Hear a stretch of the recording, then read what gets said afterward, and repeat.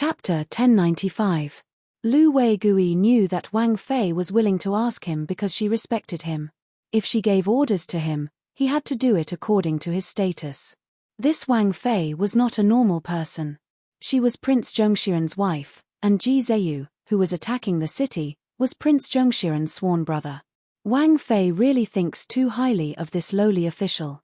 Lu Weigui sighed and said, "This lowly official doesn't have any ideas right now. Based on what this lowly official says, it is a good thing to take advantage of the chaos outside to charge out.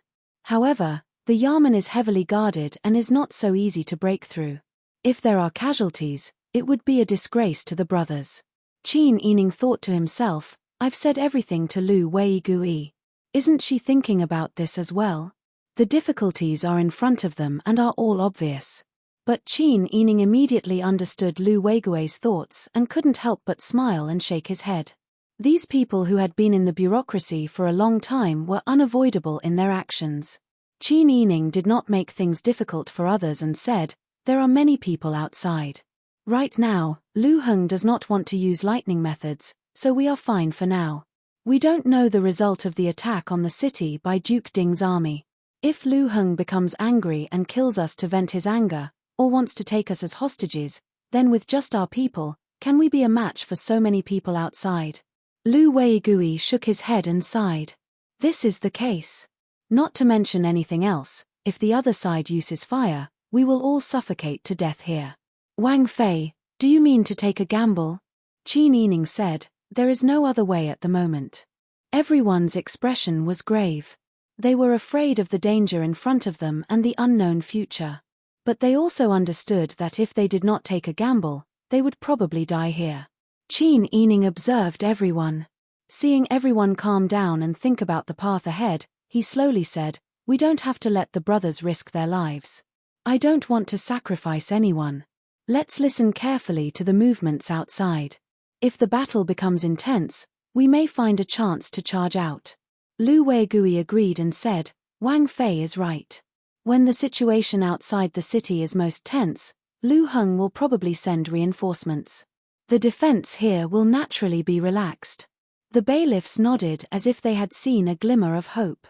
Qin Yining hesitated, fearing that they would underestimate the enemy and get injured or even lose their lives due to their misjudgment. He had no choice but to say, "That may not necessarily be the case. If we escape, Lu Heng will be attacked from both front and rear, which is equivalent to his own backyard on fire. That person, when he has the heart to deal with outsiders, he will definitely ensure that there are no other hidden dangers." With that said, Lu Weigui also felt that he had been too naive about the problem. But if that's the case, wouldn't it be harder than ascending to the heavens for us to escape? One of the bailiffs couldn't help but speak up. Qin Yining said, "Everyone, don't be nervous. It doesn't matter if we can break out or not. If we can't, we can still defend this place to the death. I won't let everyone die in vain." Everyone nodded, but it was unknown how many people believed Qin Yining's words. In everyone's minds, a person of noble birth like Wang Fei would not care about the lives of her subordinates. If it was necessary, they would be sent to their deaths as a scapegoat. Qin Yining also knew that empty words were not enough to win the trust of others. She did not force everyone to believe her, so she did not explain further. Everyone dispersed and returned to their own places to guard against Lu Heng's people attacking at any time. Qin Yining's group returned to the rooms that Lu Weigui had arranged for them to rest in the outer compound. On this day, there would often be sounds coming from the city. It was hard not to hear the shouts of battle in a small county. In addition, the commoners believed Lu Heng's words and were afraid that the people of the imperial court would come to massacre the city. They all went to help defend the city. As a result, each family arranged for a few people to go. However, swords had no eyes on the battlefield. When Ji Zheyu ordered people to attack the city, rocks and arrows accidentally injured some commoners.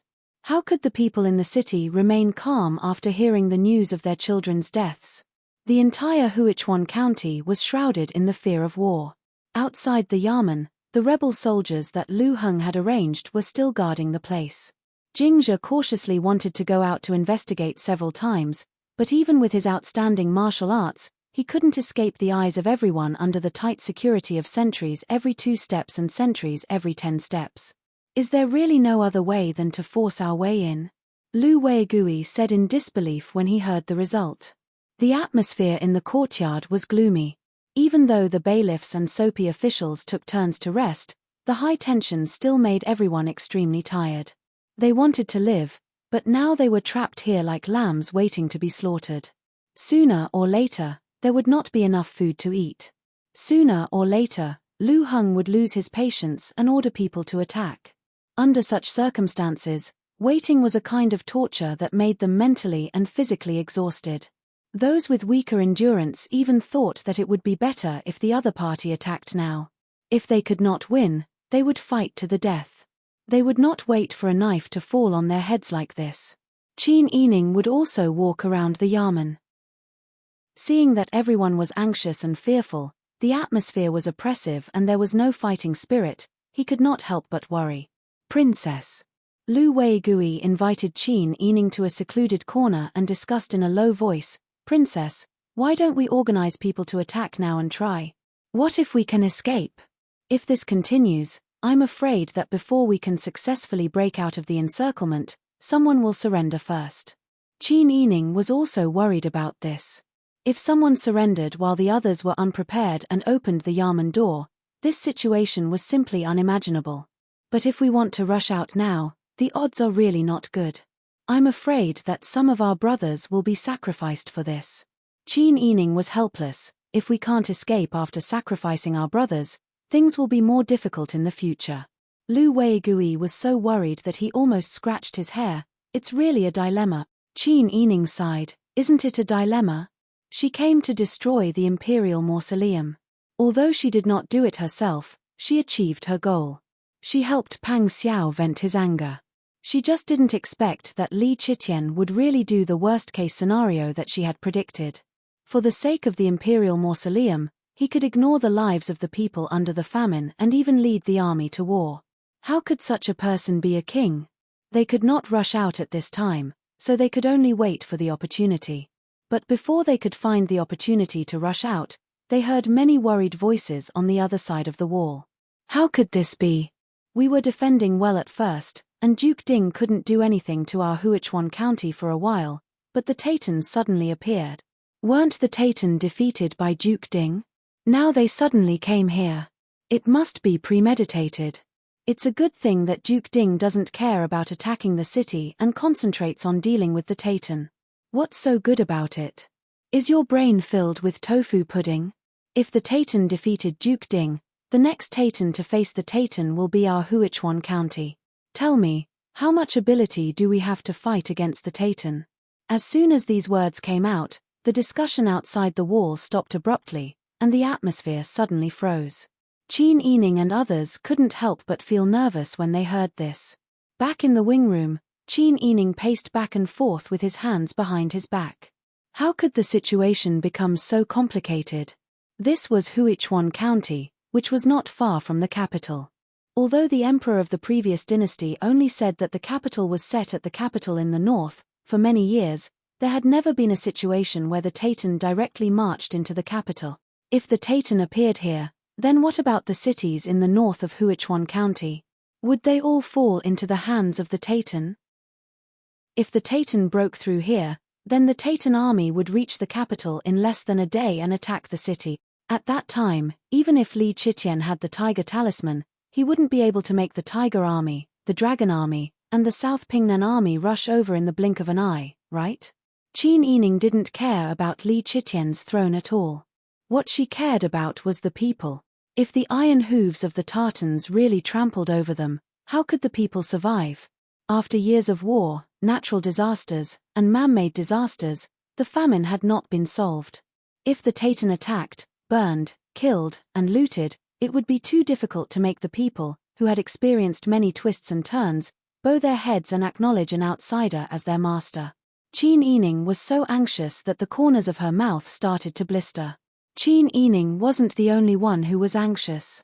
The people inside and outside the walls of the yamen were also thinking about it. Even if they were on different sides, they were still Daju's men. How could they be willing to see the mountains and rivers being destroyed? However, they all had different identities and missions.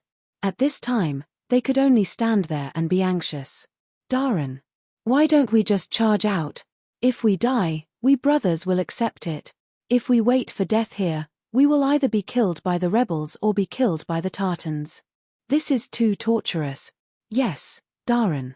Once you give the order, we will immediately charge out without any hesitation. Lu Weigui was also anxious. It was October, and his nose and temples were all sweaty. His collar was also soaked with sweat. With so many people waiting for his order, he really couldn't bear such a huge pressure. Let's discuss with the Prince Zhongxian's consort first before making a decision. Lu Weigui wiped his face and said, the Prince Zhongxian's status is noble after all. She must have her own unique views.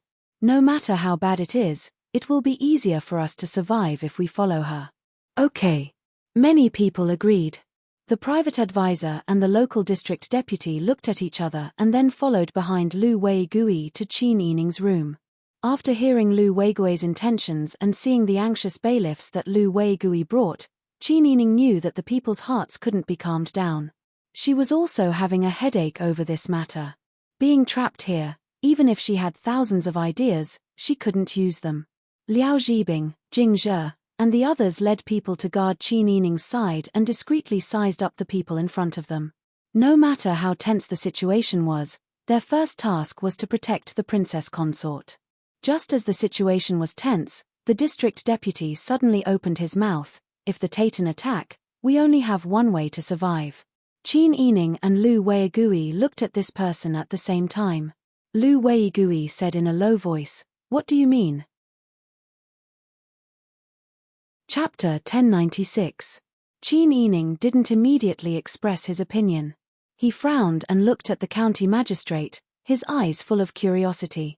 Liang County Magistrate looked at Qin Yining without flinching. He was convinced that he was right and didn't feel guilty at all. He was sure that he was looking for a way out for his brothers. He was even willing to offend the Prince Zhongxian's concubine for his brothers. Seeing him like this, how could Qin Yining not guess what he was thinking? Shut up. Lu Weigui stood up angrily and said, Liang Qiuping, what do you mean? Do you want to defect to the enemy? Am I wrong? Sir, you don't care about the lives of your brothers. At the critical moment, you can order everyone to open a way for you. No matter what, you have to find a way to survive. But there are so many brothers. Are they all going to die because of your foolishness?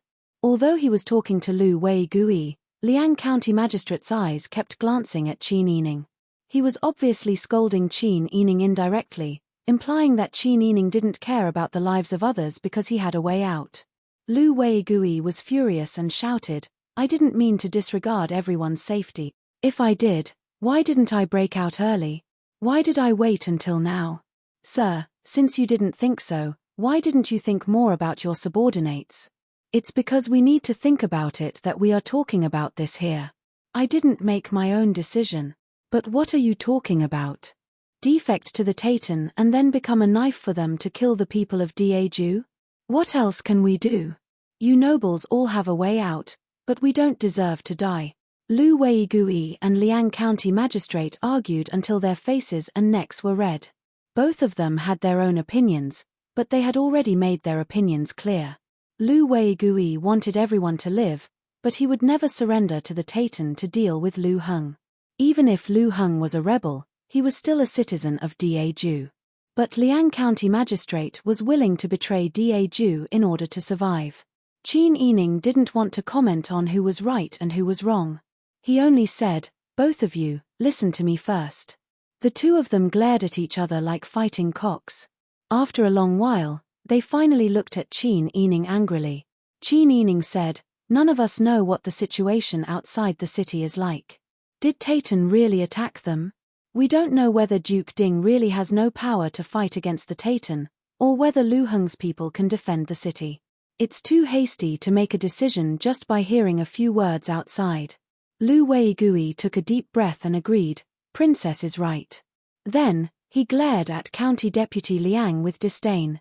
Now, before the dust has settled and County Deputy Liang has already thought of surrendering to the enemy. Isn't this a little too early? You. Liang Choping was very angry, but he couldn't find any words to refute.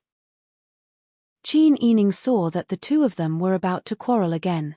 He frowned and said, "You two are already fighting among yourselves before the situation is clear and you haven't thought of a solution.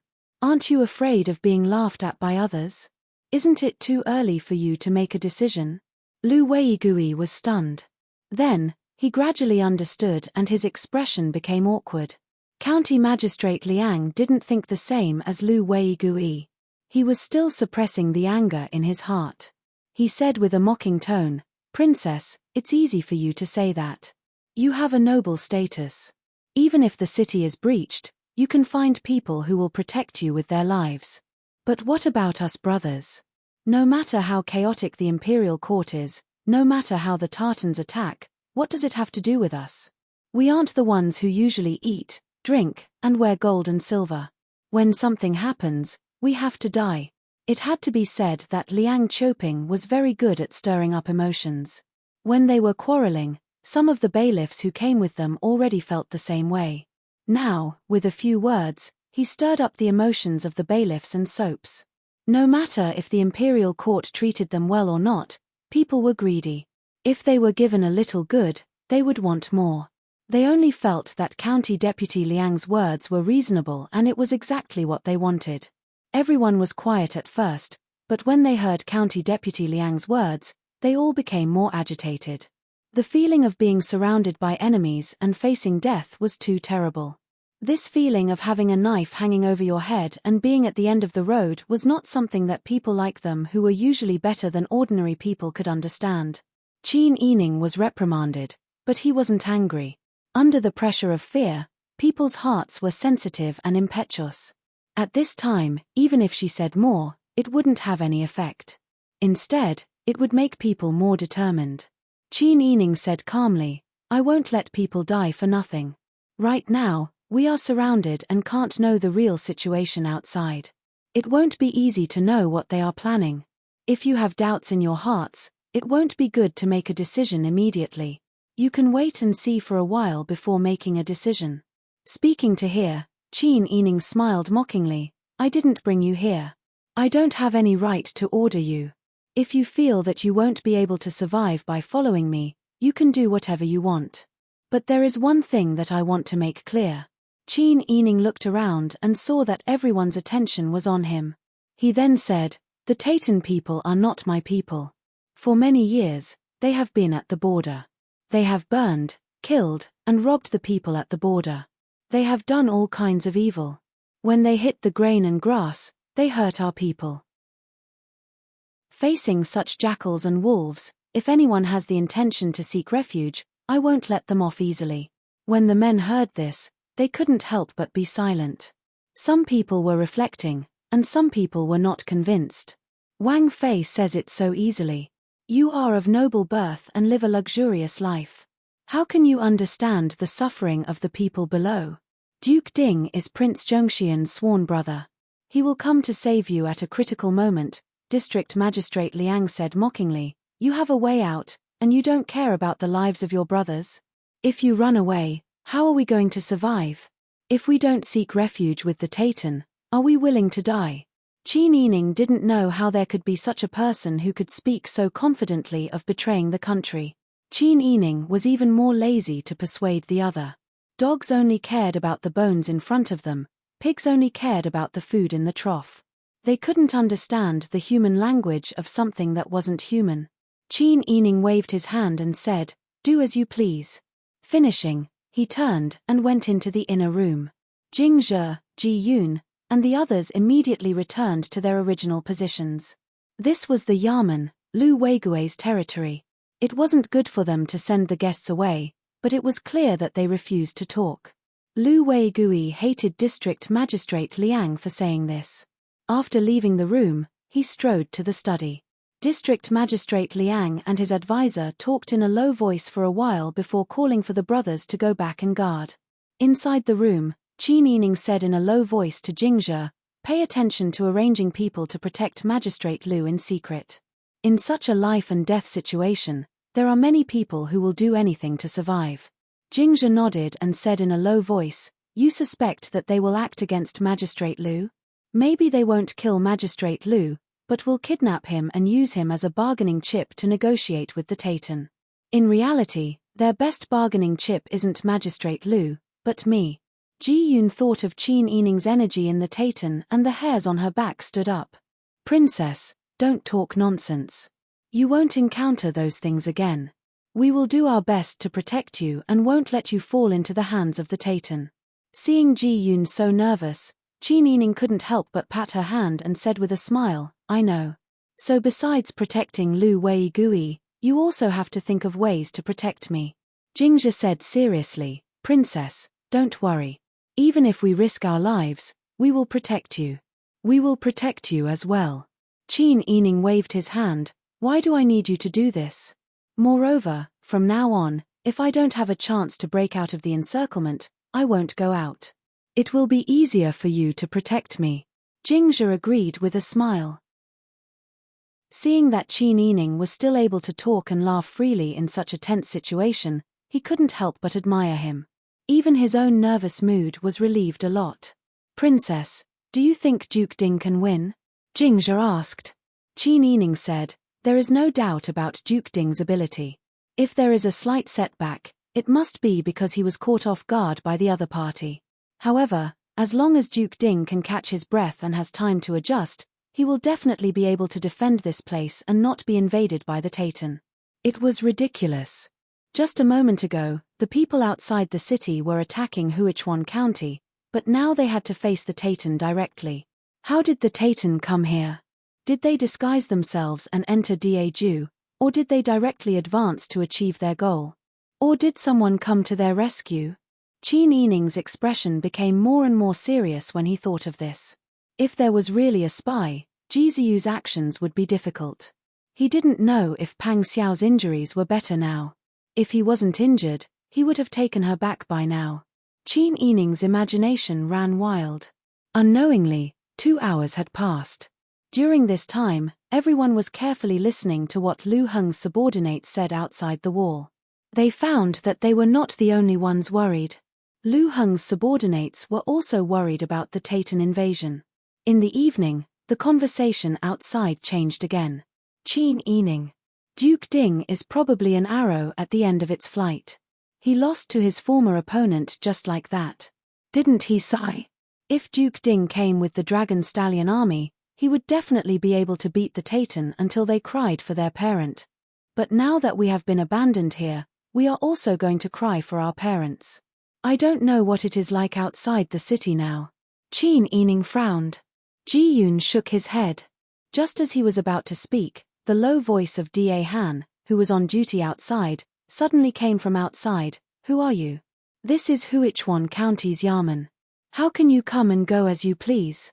His voice was rough, but he heard Da Han exclaim in shock, "It's you. Please come in." The huge change in his attitude made Qin Yining feel puzzled. Ji Yun went to lift the curtain and saw a tall and thin figure walk in. He was holding a disguise mask that was as thin as a cicada's wing. He had delicate features. It was Mu Jinghu. When he was interrogated at the door just now, it was because Mu Jinghu had taken off his disguise that they calmed down and had a sudden change in attitude. Chapter 1097. When Mu Jinghu heard this, the smile on his face became unnatural for a moment, and he only said, "Speaking of which, we arrived at the same time. When Huzi, Bing Tang, and I returned to the capital, you had just set off. Meng Fox knew that you were coming to Huichuan and was worried about your safety, so I rushed over to see how you were doing." He shook the thin mask on his hand and smiled. "I originally wanted to sneak in quietly, but Mr. Xie said that in the past, he insisted on making this for me. When I entered just now, I was almost recognized." Qin Yining smiled and nodded, vaguely aware that Mu Jinghu was deliberately avoiding the topic of Qiu Feishan and Brother Yang. But there were many people at this time, so it was not the time to ask in detail. When Ji Yun heard that Bing Tang and Huzi had returned to the capital, she said happily, "Bing Tang has already returned?" "Yes, he was worried that I would be in danger, so Wang Yi left them in the capital, and I came alone. Ji Yun nodded repeatedly. Wang Yi is thoughtful. This place is indeed dangerous. But with Mr. Mu here, the princess's safety can be guaranteed. Mu Jinghu's ability was known by both the silver-masked spy and the people of the Qingtian alliance. When he came, everyone immediately felt relieved, as if even if there were thousands of soldiers and horses outside, they would not be afraid. This is good. With Mr. Mu here, we just have to cooperate, and we will definitely be able to protect the princess and break out safely, Jing Zhe said happily. Liao Zhibing, Meng Qin, and the others also sighed a long breath. Qin Yining also felt relieved. He asked someone to make tea, and everyone sat down. Qin Yining asked, "How did you sneak in without being discovered? What's the situation outside? We have been trapped here, and we can only hear people talking about the war outside the wall. It seems that the situation is not optimistic, but no one knows the situation of Duke Ding. Is Duke Ding really defeated like a landslide?" Mu Jinghu smiled and said, "It's easy to sneak in here. The situation outside was tense, but it wasn't like the army was completely defeated. Before I entered the city, I went to Duke Dinggua's camp first. Although the Tatans suddenly appeared and attacked Duke Dinggua from behind when he was attacking the city, he was caught off guard and lost a lot of soldiers. However, he was experienced in battles and responded in time. He still had the strength to fight against the Tatan." Qin Yining couldn't help but let out a long sigh. Even if they couldn't stand Li Qiqian's actions, Diaju was still Diaju, and the people were innocent. The last thing Qin Yining wanted was for the Tatan cavalry to step into Diaju, trample on their land, and kill their people. "I wonder how the Tatan came to Huichuan County. You should know that although this place is located in the north, it is still far from the border." Duke Ding didn't investigate clearly either. Mu Jinghu said, "When I went to his place, I only took a look.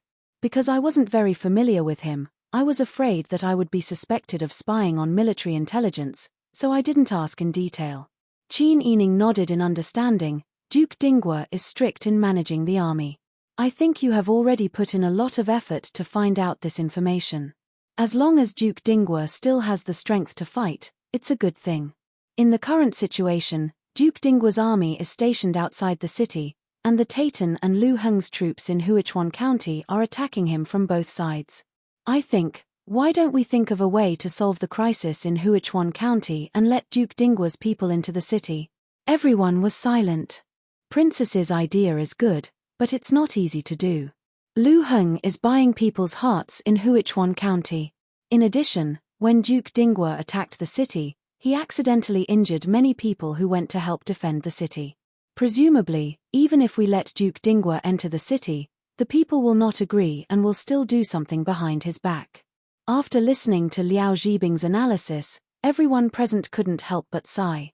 When it came to their own interests, the people's emotions were the easiest to incite. If they didn't hurt their own people, most people only saw their own benefits. Lu Heng smashed the big families in the city and gave the money to the people, successfully buying people's hearts. Then, he schemed to let the people participate in the defense of the city, which was equivalent to sending them to their deaths. However, the lie of Your Majesty wants to kill them made these people willingly go. Some of them were mistakenly killed by Ji Zayu, which deepened their previous understanding of the imperial court. In such a situation, if Qin Yining wanted to cooperate with Ji Zayu, it wouldn't be difficult. With Mu Jinghu, Lu Heng's troops guarding outside the Yamen wouldn't be a match for them. However, how could the people's emotions be appeased? Just like how Lu Heng and Ji Zayu had to keep a close watch on the Yamen when they were fighting, afraid that they would come out and stab them in the back. When Ji Zayu led the troops to defend the city against the Tatan, he was most afraid that the people would stab him in the back. Qin Yining sighed, "I came here with anger and lost my cool first. I didn't notice the abnormality in the city, which is equivalent to stepping into the trap that Lu Heng had planned for a long time. He set up such a big trap to start a war. That's right. He destroyed the imperial mausoleum, incited the people's emotions, and led Your Majesty's people to come and suppress them." Liao Zhibing suddenly said, "Princess Consort, the timing of the Tatan people arriving here is too coincidental. Do you think, is it possible that Lu Heng deliberately led the Taytan people here. Qin Yining also thought of this. If the northern cities are fine, then it's fine. If not, then Lu Heng would be a sinner who colluded with foreign enemies. Qin Yining and Lu Heng had different thoughts. People could be selfish for their own sake, but they couldn't lose their bottom line. If they hurt the innocent people to achieve their goals, wouldn't they feel guilty when they stood on top of the corpses of the people in the future to enjoy glory and wealth? The atmosphere in the room became oppressive again. Qin Yining ordered everyone to go outside and listen to what Lu Heng's rebel troops had to say. When there was no one else in the room except for Ji Yun, Qin Yining asked, "Young Master Mu, did something happen to Boss Chiu? Don't mention that woman." Mu Jinghu's face instantly darkened. Qin Yining was shocked. Mu Jinghu's personality wasn't gentle, but he treated his wife well. Qiu Feishan was the wife that Mu Jinghu snatched away, and she worked hard to give birth to brother Yang for him. When Qiu Feishan fell ill, Mu Jinghu was so anxious that he hurriedly brought Bing Tang to treat Qiu Feishan. How did it become like this now? Qin Yining deliberated and said, "Did they quarrel? It's normal for couples to quarrel. Wang Yi and I also quarreled, but we let it go after a while. Boss Qiu is a woman, but she's being manipulated by her family. She has to manage the four-way shop, take care of brother Yang, and deal with Qiu Yuanqing. She's still sick, you have to understand her." "Understand? I don't want to see her again for the rest of my life." Mu Jinghu gritted his teeth, got up, and left in a huff. Qin Yining looked at Mu Jinghu's back in shock, and didn't know what to do for a moment. Ji Yun was also surprised, and said after a while, "Young Master Mu also has such a temper. What's wrong?" Qin Yining shook his head, and there was some worry in his eyes. Although Qiu Feishan's position was unclear at the beginning, and her marriage with Mu Jinghu was also forced at the beginning, and it was mixed with a lot of benefits. But she could see that Qiu Feishan really had feelings for Mu Jinghu, and Mu Jinghu liked Qiu Feishan even more. She hoped that Mu Jinghu's family could be harmonious and happy. Now that she saw Mu Jinghu like this, he must have a knot in his heart, and she had to think of a way to reconcile with him. Another night passed, and the next morning, Jingzhe, Liao Zhibing, and the others heard bad news. "Princess, Duke Dinggua's army is fighting with the Taytan, and it seems that they are losing. The people in the city are now panicking, and the Taytan have defeated Duke Dinggua. Won't they attack the city next? What should the people do then?" Qin Yining heard this and immediately stood up, and said with a serious face, "No, we have to think of a way as soon as possible. Jilan is outside the city with the soldiers and horses, and they are all from Daeju, but the people of Huichuan County are dragging him down. How can this go on?" Qin Yining immediately led the people to find Lu Weigui. Lu Weigui didn't bring his private advisor and deputy county magistrate with him, so Qin Yining sent people to protect Lu Weigui. When he found that the deputy county magistrate had the intention to kill Lu Weigui and take his head to the Taytan, he immediately tied him up. Lu Weigui was very grateful to Qin Yining, so when he saw Qin Yining, he was very grateful, and his attitude was more respectful than before. Qin Yining told him all the information she received. Lu Weigui's face was wrinkled like a bitter gourd. "Princess, what should we do? This lowly official is too useless. This lowly official should rush out with a sword and take down Lu Heng, that rebel who can't do anything right. But this lowly official is just a scholar."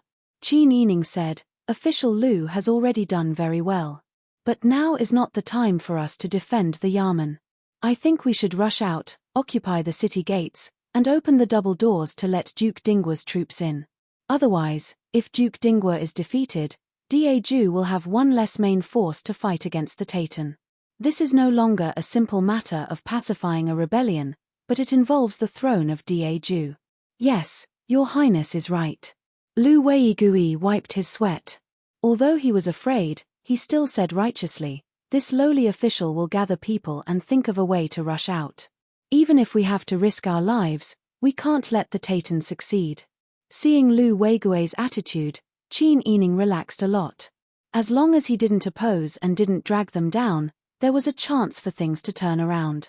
Qin Yining smiled comfortingly and said, "Official Lu doesn't need to worry. Wang Yi has arranged for a master. He pointed behind him to Mu Jinghu, who had already disguised himself as an ordinary person. This chivalrous man is very skilled in martial arts. Those guards outside will be taken care of by him in just a few moves. If official Lu agrees, we will gather our brothers. When this chivalrous man takes care of some people outside, we can take the opportunity to rush out and think of a way to capture Lu Heng, occupy the county, and open the city gates to let Duke Dinghua in. Lu Weigui's eyes widened when he heard this. This chivalrous man can resist the hundreds of people outside the yamen by himself. Mu Jinghu didn't say anything and turned to go out. Chapter 1098. Lu Weigui was still in a daze. This chivalrous man looked ordinary, but his temper was unusual. He turned around and left without saying a word. He did not even give him time to arrange for people to help him. Was this person too stubborn, or was he too capable that he did not care if there were people to help him?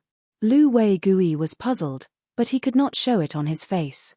He immediately ordered his subordinates to follow him.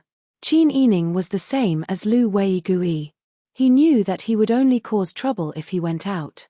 Therefore, he waited there quietly, holding his breath as he listened to the commotion outside the wall. Soon, a wave of scolding came from the other side of the wall. Damn it! Where did this bastard come from? This is the place that the Lu family's head has circled. Not even a bird can fly out. You guys must have eaten a bear's heart and leopard's guts. Don't tell me you don't want to live anymore. Go back obediently and we might spare your lives. If you don't listen to us and have the guts to barge in, we can only kill you. Qin Yining's heart was in his throat when he heard the other party's words. Mu Jinghu's martial arts were excellent, but the other party had the advantage in numbers. Qin Yining did not distrust Mu Jinghu, but the incident of killing an old master with random fists was not an exception. She did not hear Mu Jinghu's reply, but in the blink of an eye, she heard the sounds of fists and feet colliding and screams coming from outside. Ji Yun was curious and excited. She wanted to watch the show, but she was worried about Qin Yining's safety. Qin Yining saw her itchy look, as if a kitten had scratched her heart. He could not help but laugh and say, "Go take a look. Come back and tell me the situation." Ji Yun's face turned red, but she immediately nodded. She ran to the bottom of the wall with light steps, found a ladder, and climbed up to see the situation outside. With this look, Qi Yun was so shocked that he was dumbfounded. Wherever Mu Jinghu stood, he could only see people falling like vegetables. The bailiffs and soapmen from the yamen followed behind Mu Jinghu with their swords in hand. They did not even have the chance to attack. Although Lu Heng had arranged for a large number of rebels, they could not withstand Mu Jinghu's suppression in terms of martial arts. In just a short while, they had already lost their will to fight and were showing signs of defeat. Ji Yun hurriedly told Qin Yining what she had seen. Qin Yining's fair face blossomed into his first brilliant smile in many days. Very good. We can't let this opportunity slip by. Let's take this opportunity to rush out. He turned around and instructed Lu Weigui, order someone to stay behind and keep the courtyard door properly. Don't let the women in the family go out easily and arrange for people to protect them. Yes, thank you for your concern, Your Highness. This lowly official will arrange it now. Lu Weigui nodded excitedly. After giving some instructions, he led his men and followed Qin Yining's group out of the yamen. At this time, rebel soldiers were scattered all over the ground. Not a single one of them was alive. The smell of blood was very pungent. Qin Yining frowned slightly, but his expression was still calm. However, Lu Weigui was not as calm as Qin Yining. In all his life, this was the first time he had seen such a scene of corpses strewn all over the ground. In addition, the rebel soldiers had their necks broken, their lumbar vertebrae broken, and their chests torn open. There were all kinds of miserable deaths. If it wasn't for his face and the fact that there were so many people staring at him, Lu Weigui would have jumped up in anger. Everyone was silent at this moment. They followed Qin Yining and moved forward. They could not help but sigh in their hearts. Fortunately, this chivalrous man was one of them. If he was someone arranged by Lu Heng, how could they still have the chance to defend the yamen? They would have been torn apart long ago. Qin Yining naturally knew of Mu Jinghu's abilities, but it was the first time she had seen such a cruel method of killing opponents. Mu Jinghu had a flexible sword at his waist, but he did not use it. He insisted on using his hands. Such a violent and hearty killing not only made the enemy tremble in fear, but also made his own people feel anxious. Qin Yining suddenly remembered that she had asked Mu Jinghu about Qiu Feishan. At that time, Mu Jinghu must have been very annoyed, right? Perhaps he was just using this opportunity to vent his emotions. Qin Yining sighed. The quarrel between the young couple could actually make Mu Jinghu have such a big reaction. Since ancient times, heroes have a weakness for the charms of beautiful women. While her thoughts were running wild, the group had successfully followed Mu Jinghu out of the yamen. At this time, the rebel soldiers arranged by Lu Heng had already fled for their lives. Mu Jinghu grabbed a handkerchief to wipe the bloodstains on his hands, threw it away casually, and walked towards Qin Yining. Lu Weigui and the others behind Qin Yining all took a step back, their eyes full of fear. Mu Jinghu did not seem to care about other people's gazes, and was too lazy to care about others. He only asked Qin Yining, "Are we going to seize the city gate now?" Qin Yining nodded, her eyes full of worry. She wanted to ask Mu Jinghu what happened to Qiu Feishan, but after opening her mouth, she swallowed her questions. Mu Jinghu seemed to be aware of Qin Yining's thoughts, but his expression was covered by a thin mask. Mu Jinghu turned and strode towards the city gate. Lu Weigui immediately shouted at his subordinates, "Hurry up and follow him. Take back the city gate and resist the Tatan. If the Tartans enter the city, the people in the city will be in danger." The subordinates naturally knew this. The people guarding the city wall are all abandoned pawns. His real goal is not to destroy the imperial mausoleum, but to lure the Tatan people here. Silence was like a winding vine, wrapping everyone in it tighter and tighter. They could not imagine that the head of the Lu family, the former Zhong Yibor, who was a noble gentleman, would actually do something like luring the Tatan people into Daju's territory without caring about the lives of the ordinary people. In Qin Yining's heart, this person used to have a noble character, but now, his image was completely shattered. One should not be so selfish as to ignore the lives of others in order to achieve one's goal. Moreover, Lu Heng was not just scheming against one life. From the moment he blew up the imperial mausoleum, no, perhaps even earlier, he wanted to use the blood of the innocent people to repay the lives of the Lu family members who were killed by Li Chitian. "Princess consort, what should we do now?" Ji Yun said with some apprehension. "This servant feels a little gloomy here. Do you think that Lu Heng will come back with his men? He purposely lured us here so that he could capture you." "He won't." Qin Yining said, "His goal has been achieved, and the people in the city have been used by him enough. He won't make a move in the short term. He is a smart person. He understands the benefits of adding firewood to the left and right and then sitting on top of the mountain to watch the tigers fight." At this moment, Lu Weigui's excited voice came from the city gate tower. He shouted loudly, "Open the city gate and send scouts to report to Duke Ding that Huichuan County is now under initial control. Duke Ding, please lead the army into the city." "Yes." Everyone responded, and someone immediately went to the barracks outside the city to inform Ji Zeyu that he could enter the city at any time. Qin Yining looked at the group of people led by Lu Weigui down the city wall like tied dumplings. His originally worried heart gradually relaxed. "Princess consort, these are the people in the city. How should we deal with them?" Lu Weigui came in front of Qin Yining and bowed respectfully. Qin Yining raised his eyebrows and walked slowly in front of the 100 people. Seeing that most of them were able-bodied men and a small number of women and old people, he smiled and said, "Did you help Lu Heng's rebel army to deal with Duke Ding, who was sent by the imperial court to quell the rebellion?" The people all lowered their heads and pursed their lips without saying a word. It was obvious that the emotions stirred up by Lu Heng's words had not yet subsided. Chapter 1099. The commoners made up their minds not to speak. They looked at Qin Yining with eyes full of fear and resentment. Obviously, they still couldn't control their emotions. They saw Qin Yining and his people as the lackeys of the imperial court. Qin Yining said with a sullen face, "Blowing up the imperial mausoleum was Lu Heng's fault. Originally, if His Majesty wanted to punish her, it would be Lu Heng's fault for plotting against the imperial mausoleum. The Lu family had already rebelled. What does blowing up the imperial mausoleum have to do with you? But he is very cunning. He dragged all the commoners in the county down with him to distract your Majesty's attention. This person is too despicable." Some of the commoners were shaken when they heard this. Some of them were still stubborn and didn't seem to be moved. There were even some people who were dissatisfied with Qin Yining's words. They said loudly, "You are a member of the imperial court. Of course, you speak for the imperial court. Your Majesty doesn't care about the lives of the commoners.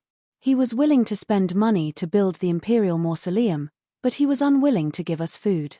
Even if the imperial mausoleum was blown up, it wouldn't be pitiful for such an incapable ruler, but you are all innocent." Qin Yining frowned bitterly and said loudly, "You were dragged into something that had nothing to do with you. You were caught, but where is the person who dragged you into this?" He had long since escaped without a trace. He put gunpowder in the gun and let you light the fire. In the end, he was clean and relaxed. You are all honest people, but you were all used by him. The commoners looked at each other. They were all shaken. Look around. Are the people who were caught all the commoners you know? How many rebels are there in the Lu family? They only left a small number of people here. The ones guarding the city gate are you, who are supposed to be protected. Qin Yining walked quickly toward the city gate. He pointed outside the city and said, "But do you know what you are guarding? You don't know that the Taytan army is already outside the city. The Duke of Ding that you think is here to kill you is leading the soldiers you hate to fight a bloody battle. They are using their lives and blood to resist the Taytan attack. Don't they have horses? Can't they escape? They can. But why didn't they run away? It's all for you commoners. Yet, all of you defended the city gates to the death and did not allow the soldiers who were protecting you to enter the city. Seeing that they had nowhere to retreat, they could only fight to the death with the Taytan. Fellow villagers, do you think this is an act of benevolence? Everyone has been dutiful for generations. However, because of Lu Heng's lies, you were used by him to do such an unrighteous thing. You even got yourselves and your family involved in the rebellion. You don't care about your own lives, and you don't care about the evaluation of the people of Huichuan County. Don't tell me you don't care about the lives of your family members." There was complete silence in front of the city gate. Qin Yining's sonorous and forceful questioning was like the beating of a drum in their hearts. Originally, he was still a little angry, but now, only regret and despair were left. We. A man opened his mouth with a gloomy face. "Princess, please show us a way out." The man fell to his knees with a thud. Since someone had taken the lead, those who didn't want to beg for mercy because of their reputation finally lost their psychological burden and knelt down one by one. Qin Yining had a very good reputation in Huichuan County during this period of time. Moreover, he had once acted benevolently under the pressure of Madame Lu. Furthermore, he had the good reputation that the Pang Xiao had accumulated over the years. When these people calmed down and thought about this, they really felt regret and fear. They kept kowtowing non-stop. Qin Yining shook his head and said, "Everyone was deceived by words and committed treason. Wouldn't you be considered a traitor to the imperial court if you colluded with the rebels? Do you know how the imperial court deals with traitors? Kill them." Someone stammered. The scene was silent for a moment. Then, everyone started sobbing in despair. "No, we don't want to die." We were also muddle-headed for a moment. "Princess, please have mercy. Please have mercy." Everyone was finally afraid. They kept kowtowing and begging for mercy. Lu Weigui looked at the people who were still indignant when they were tied up on the city wall. Now, because of Qin Yining's words, they obediently confessed. When he came closer, he finally realized the power of the Prince Zhongxian's consort. Lu Heng incited people to achieve his goal. The Prince Zhongxian's consort also had the ability to do so. Lu Weigui's respect for Qin Yining increased a lot. He came to Qin Yining's side and bowed. He said in a low voice, "Princess, should we open the city gate now, or should we order people to go out and scout first?" Qin Yining looked back and smiled. "What does official Lu think?" Lu Weigui said seriously, "For safety's sake, this official thinks that we should scout first and get in touch with Duke Ding." Official Lu is right. Qin Yining nodded in agreement. "Let's do as you say." Lu Weigui agreed.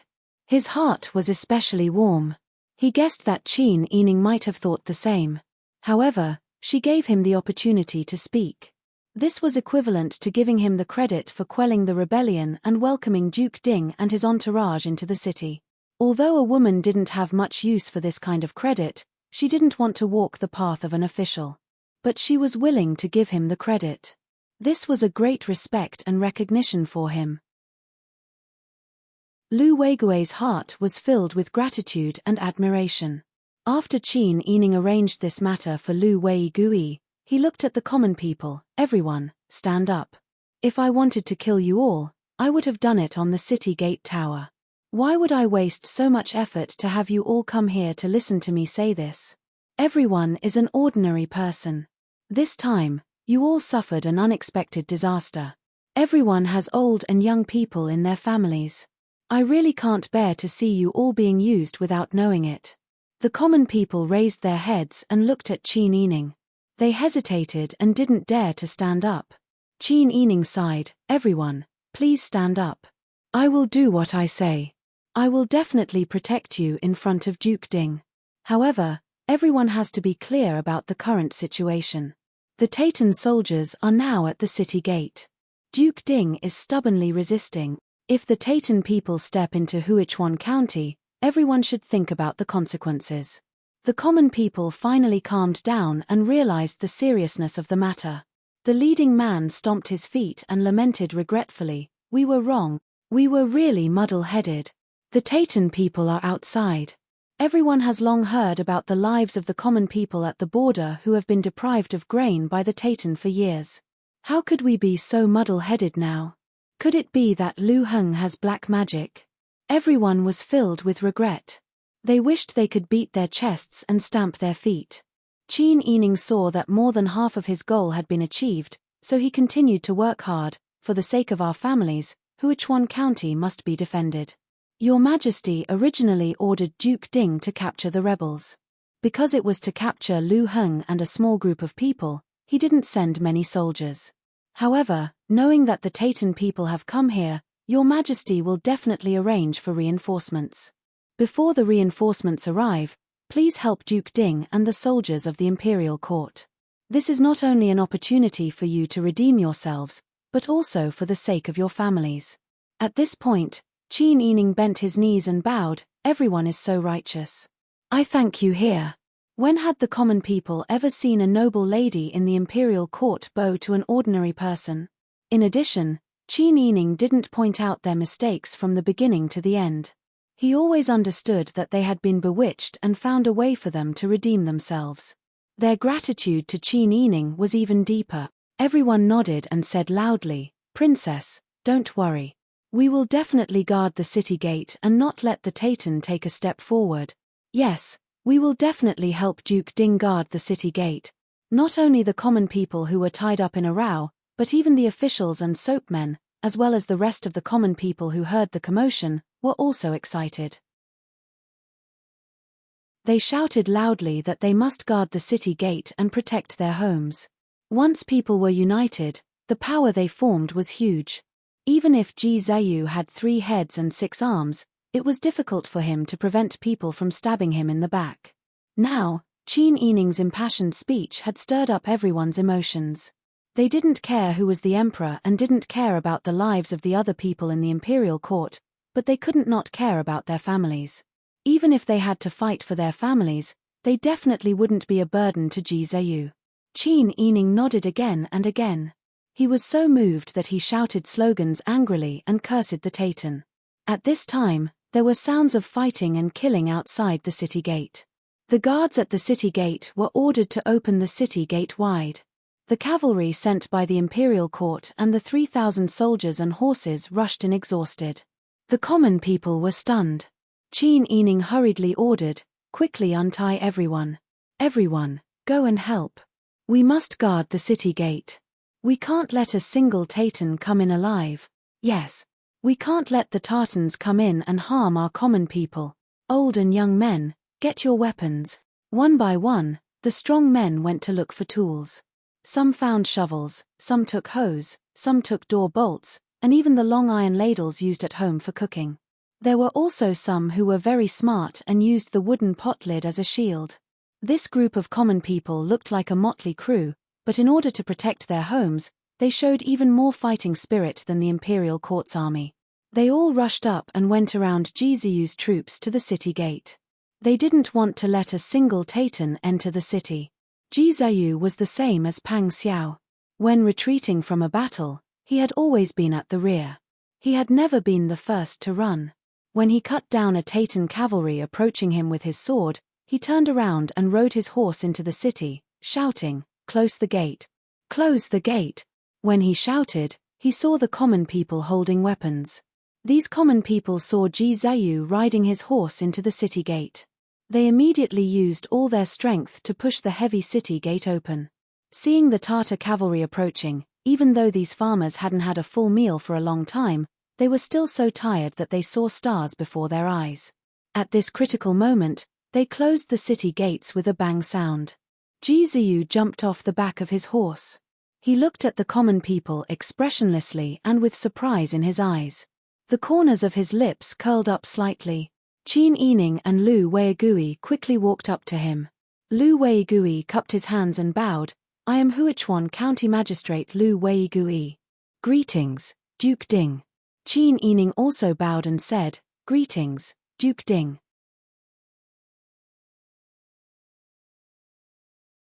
Chapter 1100. This was the first time Lu Weigui had come into close contact with Jizuyu. Jizuyu was a war godlike character on the same level as Prince Zhongshun. He was already worthy of respect.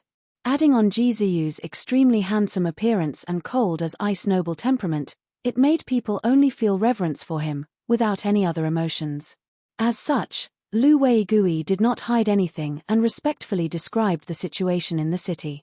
When he talked about how Qin Yining resolved the crisis and made the people change their minds, his face was filled with respect and admiration. Jizuyu nodded and smiled at Qin Yining. "Thank you for your hard work." Qin Yining said, "It's not hard work. I heard from young Master Mu about your situation outside the city, and I was really worried. Do you know the reason why the Tartars suddenly came?" Jizuyu's expression froze for a moment, and he slowly let out a breath and said softly, "The Tatan army launched an all-out war against Daeju. Lu Heng worked with his old subordinates and led the Tatan cavalry into the pass. The Dragon Legion's commander was turned against by Lu Heng and was trapped by the Tatan in Sky Wolf Pass. More than half of their forces were lost. The Tatan army took this chance to enter and occupied all the cities they passed." What? Jizuyu's words made everyone feel despair. How many years had it been?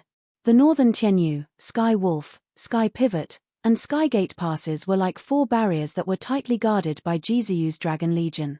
When the Tatan people talked about these four passes and Jizuyu, how could they not feel fear? However, today, Jizuyu's military power was taken away by Your Majesty, and he was idle at home. The Dragon Legion, which was originally a ferocious army, was handed over to an idiot. Moreover, he was a traitor. What a pity for the men of the Dragon Legion. They were Jizuyu's painstaking training, and they were plotted against by Lu Heng just like that. Although Qin Yining guessed that Lu Heng might work with the Tatan, he did not expect him to do this. Luring the Tatan people to Daeju was like inviting a wolf into the house. He was using the Tatan people to deal with Li Chitian, but did he not think about how he was going to drive the Tatan people out in the future? Did he want the people of Daeju to be enslaved by the Tatan? Qin Yining gritted his teeth, and he was so angry that his teeth were itching. Lu Heng had committed a heinous crime by doing such a thing. For his own sake, he did not even consider the life and death of the people. If that's the case, won't Huichuan become the border between Daeju and the Tatan? Lu Weigui's worried voice pulled Qin Yining back to reality. Qin Yining also looked at Ji Ziyu. Ji Ziyu nodded. He held the horsewhip that Pang Xiao had given him and gestured for everyone to go up the city gate. The situation is indeed dangerous. Looking at the Taytan soldiers gathered outside the city gate, Ji Ziyu's voice was still calm. Although it's dangerous, it's not to the point of desperation. I have already sent a letter to Your Majesty to request for more troops. It takes time to mobilize the troops from various places, so I'm afraid we can't count on it. However, other than the 5 armies, the 3,000 armies, and the Divine Arms Army, there is also the Tiger Army. Looking back at Qin Yining and Lu Weigui, Ji Ziyu's lips curled up slightly. The Tiger Army led by Wang Yi has a good chance of winning against the Taytan. Qin Yining nodded and said confidently, everyone believes in Duke Ding's abilities. Fortunately, you are here. If it were someone else, the Taytan would have already attacked. At that time, not only will the people in the city be in danger, but if Huichuan falls and the Taytan attacks the capital, how will we deal with it? If that happened, Daeju would really be destroyed by the Taytan. Lu Weigui and the others nodded in agreement and looked at Ji Ziyu with admiration and dependence. Ji Ziyu thought for a moment and said, why don't I see young Master Mu? Young Master Mu went to the city to check on Lu Heng's whereabouts. However, I'm guessing that Lu Heng has already escaped. Ji Ziyu nodded and said, judging from the recent situation, he should have escaped. Looking at Qin Yining and thinking about Pang Xiao's situation in the capital, Ji Ziyu said, this is the place where the 2 armies are fighting. Princess, you are a woman, so you shouldn't stay here for long. You should take advantage of the fact that the situation is not critical and return to the capital first. Lu Weigui nodded in agreement. That's right, Princess. Now that Huichuan has become a battlefield, you will only put one more person in danger if you stay here. You should return to the capital. Qin Yining was a little hesitant. She was worried about the situation here and wanted to help. However, she knew her own weight. If she stayed here and encountered danger, she would have to trouble others to protect her. Now, the most sensible thing she could do was not to be a burden to Ji Ziyu. Qin Yining nodded and said, both of you are right. Let's do it this way. I will set off after I have reorganized everything. Ji Ziyu nodded expressionlessly, but in his heart, he was relieved. He knew how much Pang Xiao valued Qin Yining. If something happened to Qin Yining under his watch, how sad would Pang Xiao be? He was afraid that they would no longer be brothers in the future. I will arrange for someone to escort you out of the city. Qin Yining smiled and said, there is no need to trouble yourself. I have enough people around me. It won't be difficult to sneak out with me. As they were talking, they saw Mu Jinghu walking briskly up the city gate tower. When he saw Ji Ziyu, Mu Jinghu cupped his hands and said bluntly, Lu Heng left the city 2 days ago. The rebels in the city have been arrested one after another, but there could be many hiding among the civilians. If you want to be safe, you have to be careful. Ji Ziyu returned the greeting and nodded. Thank you for the information. Mu Jinghu waved his hand. It's okay. Qin Yining said, then I will go and prepare the luggage. Ji Ziyu and Lu Weigui both nodded. Qin Yining bowed to the 2 of them again and quickly led his men down the city gate tower. Mu Jinghu followed behind Qin Yining and said in a low voice, Lu Heng has escaped. What do you plan to do?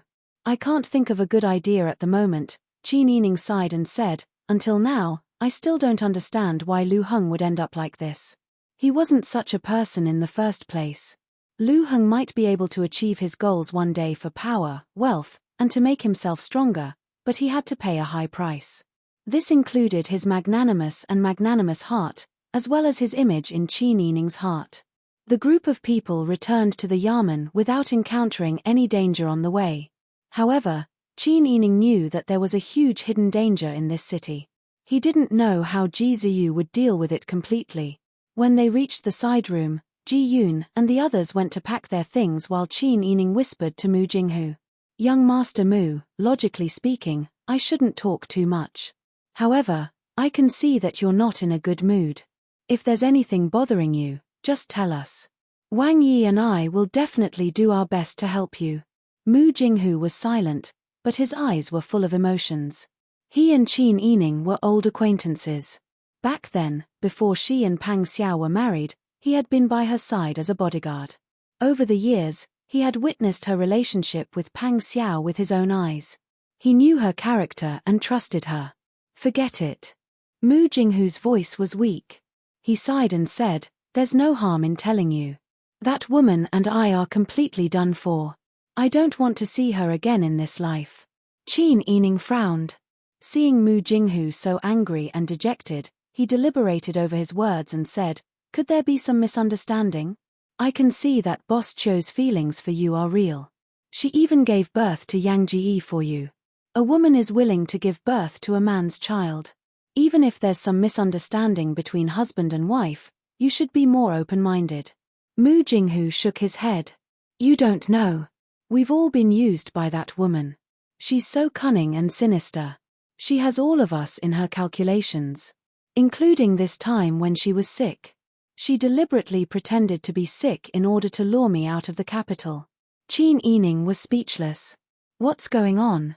Mu Jinghu said, "Think about the relationship between the Cho family, a reclusive family, and the Lu family, a prominent family, and you'll understand." Qin Yining was smart. Since he had already reminded her, he had a vague guess in his heart. Without waiting for her to speak, Mu Jinghu said angrily, "In the beginning, she tried to rope in Jishi so that she could use Jishi to deal with her uncle and take back everything she had in the Cho family. Now that Lu Heng has fallen and the Lu family has been dealt with by your majesty, it shows that the aristocratic families have been dealt a devastating blow. It's time for the reclusive families to appear on the stage. I'm afraid that many of the officials in the imperial court are related to the Cho family. This woman's ambition and desire for power are simply amazing. In the past, we had the same goal, which was to deal with the Lu family together. That's why she did her best for us. But now that the Cho family has planted someone to be an official in the imperial court, it means that she has joined your majesty's faction." Qin Yining nodded and sighed softly. Li Chitian was the son of heaven. Only when the son of heaven made arrangements, the officials in the imperial court could sit firmly in their positions. Therefore, their previous common interests with Cho Feishan had collapsed after the Lu family was destroyed. Now, the person who shared the same interests with Cho Feishan had become Li Chitian. When they could destroy Lu Heng and settle the Taitan incident, all of Cho Feishan's wrongdoings would be completely fulfilled. "Tell me, how did her grandfather, who loved her the most, die?" Mu Jinghu sneered. "You speak as if she's a filial granddaughter, saying that she wants to take revenge and do something. Who knew that now that the benefits are in front of her, she would even shake hands and make peace with the person who killed her grandfather?" Qin Yining was even more surprised. "You're saying that Boss Cho and Cho Yuanqing have reconciled?" "Yes." Mu Jinghu gritted his teeth and said, "This woman is simply too sinister. She has a strong desire for control and is unwilling to listen to other people's suggestions and ideas. She felt that it was dangerous for me to stay in the capital, so she lied to me to come out. She even pretended to be sick and let Bing Tang do a lot of useless work. Now that her goal has been achieved, she naturally wouldn't care about what I think."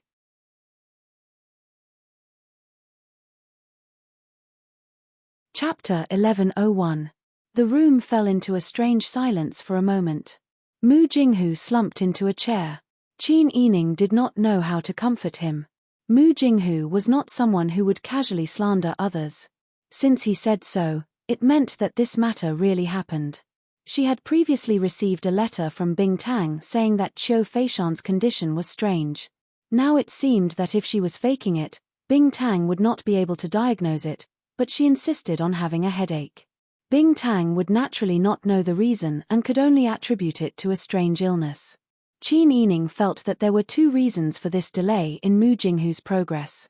Firstly, Cho Feishan did not want Mu Jinghu to be involved in Pang Xiao's matter. Secondly, it might be for the sake of Mu Jinghu's safety. Cho Feishan was extraordinarily intelligent, and her wisdom and methods were top-notch. She was willing to think of these for her husband, but it did not mean that she was completely heartless towards Mu Jinghu. Unfortunately, Cho Feishan had miscalculated Mu Jinghu's reaction. She did not expect Mu Jinghu to value loyalty so much that he would rather choose to be a loyal brother and keep his promise than to side with Qiu Feishan just because she was the mother of his son. Thinking about Mu Jinghu's actions, Qiu Feishan also did not expect that he would run away because of her. She would be upset and bitterly disappointed. Qin Yining opened her mouth. Facing a woman who had schemed against her and Pang Xiao, it was impossible for Qin Yining to treat her the same as before. But if it was said that she hated Qiu Feishan, then she did not. It was just that their standpoints were different. Although she did not agree with her, she could understand why she would do such a thing. They would not work together in the future. It was just that Mu Jinghu was pitiful. He had chosen his own wife and did not hesitate to snatch her away to negotiate terms and conditions to marry her. He must be very fond of Qiu Feishan. But the woman he loved deceived him, and even used him. He was not a man who refused to take responsibility, and Qiu Feishan gave birth to brother Yang. This was really a bad debt that couldn't be settled clearly. Qin Yining shook his head and heaved a long sigh. Young Master Mu, the matter between me and Jishi has implicated you. If it weren't for this, you and Boss Qiu could be an ordinary couple and live a stable life. Mu Jinghu smiled bitterly and shook his head. You don't have to comfort me. I know her character all too well. She is not the kind of person who will live a stable life. Even if you and Jishi's matter did not happen, her character would not change. She would still look for trouble and cause trouble. If I want her to follow me back to Tianji Valley to live a peaceful life, I'm afraid she'll suffocate to death. Qin Yining was speechless. I don't want to bother with her anymore. The more Mu Jinghu thought about it, the angrier he got. He slammed the small table heavily, and the teacups on top of it clanked. Seeing him throw a tantrum like this, Qin Yining couldn't help but sigh. Mu Jinghu wasn't a particularly complicated person. He would act according to his own set of principles and act according to his heart. He was hurt by Qiu Feishan's actions, otherwise he would not talk about his wife like this in front of her. All right, don't be angry. After all, she is Brother Yang's biological mother. Brother Yang is your eldest son. He is innocent. Although you are angry, Brother Yang, you still have to think about it. Mu Jinghu heard this and grabbed his hair in pain. He was obviously confused to the extreme. Qin Yining did not know whether to continue persuading him, because it was the first time she saw Mu Jinghu showing such an expression. She felt bad in her heart too. After all, she regarded Qiu Feishan as her ally. I will never trust her again. After a long time, Mu Jinghu said in a dry voice, I don't care about a rich life. What I care about is her feelings for me. She has been deceiving me and using me from the beginning to the end. This is the most unacceptable thing for me. I also know that Brother Yang is innocent. After I am done with the things here, I will bring Brother Yang to my side and teach him well. In the future, Qiu Feishan and I will have nothing to do with each other. She will go her own way, and I will go mine. Even if I bring Brother Yang to live a poor life, that is the life that we should live. Qin Yining heard this and knew that Mu Jinghu was angry at this time. He was disheartened and did not know how to persuade him. He could only comfort him and said, don't be stubborn. Just deal with it calmly. No matter what, with Jishi and I around, you and Brother Yang will have a home to return to. Mu Jinghu heard this and raised his head to look at Qin Yining's sincere eyes. After a long time, he nodded. Soon, Jingzhe and the others packed their luggage. Ji Ziyu also came to find them. You should leave as soon as possible. While the Taytan people are reorganizing and have no time to care so much, I will lead people to protect you and leave. Qin Yining shook his head and said worriedly, it will be easy for us to escape. But it will not be easy for you to continue to stay here. The people in the city do not have much food to begin with. You will have to stay here for a long time. The food that the people and horses eat will cost a lot. Ji Ziyu did not finish his words, but he understood Qin Yining's worries. The state treasury has been tight for more than a day or two. Your Majesty's money was used to repair the imperial mausoleum and almost all of it was used up. Now that the world is facing a disaster, the people have lost their homes and there are people in various prefectures who have started an uprising due to hunger. Before these riots can be suppressed, the Taytan people have taken advantage of the situation to invade. It was not that Li Chitian did not want to send food to Ji Zheyu, but that he himself was stretched too thin. "Don't worry, I will find a way." Ji Zheyu did not say much. He raised his eyebrows confidently and ordered people to go out of the city to create a diversion. Qin Yining bid farewell to Lu Weigui and boarded the horse carriage. He led Jing Zhe, Liao Zhibing, and the others to follow Ji Zheyu and break out of the encirclement. The Taytan people were tired from the long-distance raid. In addition, they had just prepared to set up camp and their defense was still very weak. Ji Zheyu's people caught them off guard. During the battle, Qin Yining's group chose an inconspicuous path and quickly escaped. The sounds of fighting and killing gradually faded away. Qin Yining anxiously lifted the curtain of the horse carriage and looked back. He only saw two groups of people fighting. Ji Zheyu's group was fighting and retreating towards the city gate. There were people in the city who opened the city gate and came out to support them. Qin Yining sighed. "We are leaving, but Duke Ding will have to clean up the mess here. This is not your fault. The fault lies in the fact that the Taytan took advantage of the situation. Moreover, Your Majesty is muddle-headed.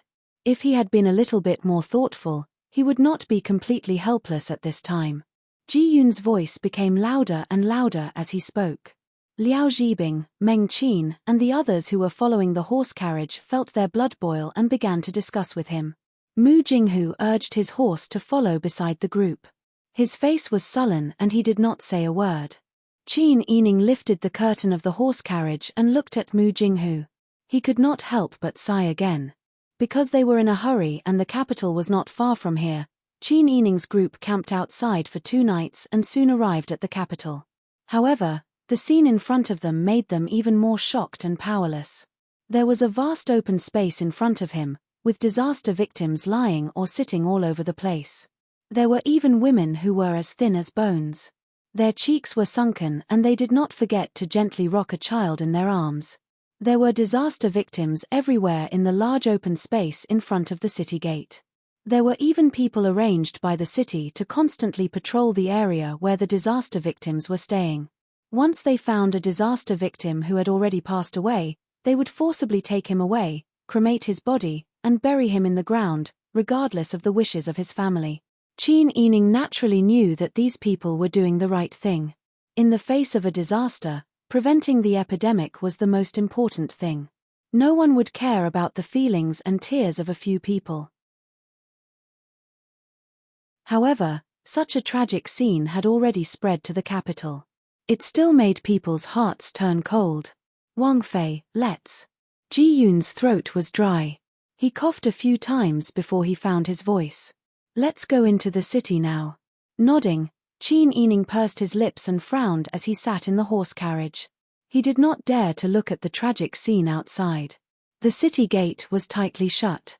The carriages that came and went were carefully checked. However, Qin Yining had returned to the capital and he had a road permit. Naturally, he was respectfully allowed to enter. As soon as he entered the city gate, he saw that the streets were still clean and tidy. It was as if the thick city walls separated the inside and outside into 2 different worlds. There was no longer that tragic scene. Qin Yining could not help but sigh in relief. Ji Yun sighed and said, "How good would it be if the whole world was like this?" Qin Yining was silent. Everyone outside the horse carriage was also silent. After a long time, Qin Yining asked Mu Jinghu outside the horse carriage, "Wang Yi is currently in this Wangfu?" "Yes." Mu Jinghu said, "His injuries are not light. He has not attended court for a long time. He is currently recuperating in the Wangfu." Qin Yining nodded. Thinking of Pang Xiao's injuries, he became even more anxious. He lifted the curtain of the horse carriage and urged, "Let's hurry. Once we reach the Wangfu, everyone can have a good rest." Temporarily putting aside the troubles outside, seeing that they were about to reach home, everyone's mood finally relaxed. Very quickly, the group arrived in front of the Yuchi Wangfu. The doorman was a trusted aide arranged by Pang Xiao. When he saw Qin Yining's horse carriage approaching, he became alert. But when he saw the person beside the horse carriage, He immediately beamed with joy and told inside, "Quickly go inside and tell them that the princess consort has returned." He then went forward to greet them. Qin Yining smiled as he lifted the curtain of the horse carriage. "You may dispense with the formalities. How is the Wang Fu? Has anyone come to visit Wang Yi recently?" The doorman smiled and said, "Princess consort, do not worry. Wang Yi's injuries are improving." He did not mention anything about the visit. Qin Yining had an idea in his heart. Qin Yining alighted from the horse carriage and entered the Wang Fu with everyone else. Someone had already prepared a roller coaster. Qin Yining had just sat down when he heard the sound of footsteps coming from the Wang Fu. The one running in front was Bing Tang, whom he had not seen in a long time. Beside her were two servant girls, Zi Yuan and Han Xiao. When Ji Yun saw Bing Tang, she first burst into laughter. "Girl, why does your face look rounder after going to the south? Could it be that your days have been too comfortable? It can be seen that Huzi has protected your group well." Bing Tang's face immediately turned red. She spat at Ji Yun. "You only know how to talk nonsense and bully me.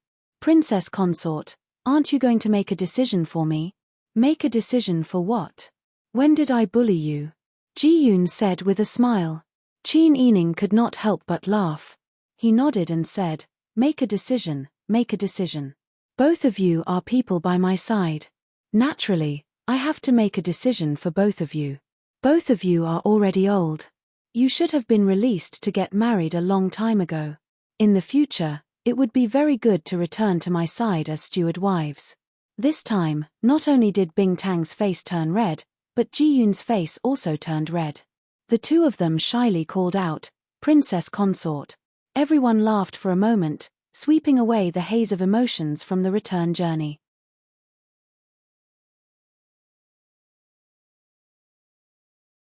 Chapter 1102.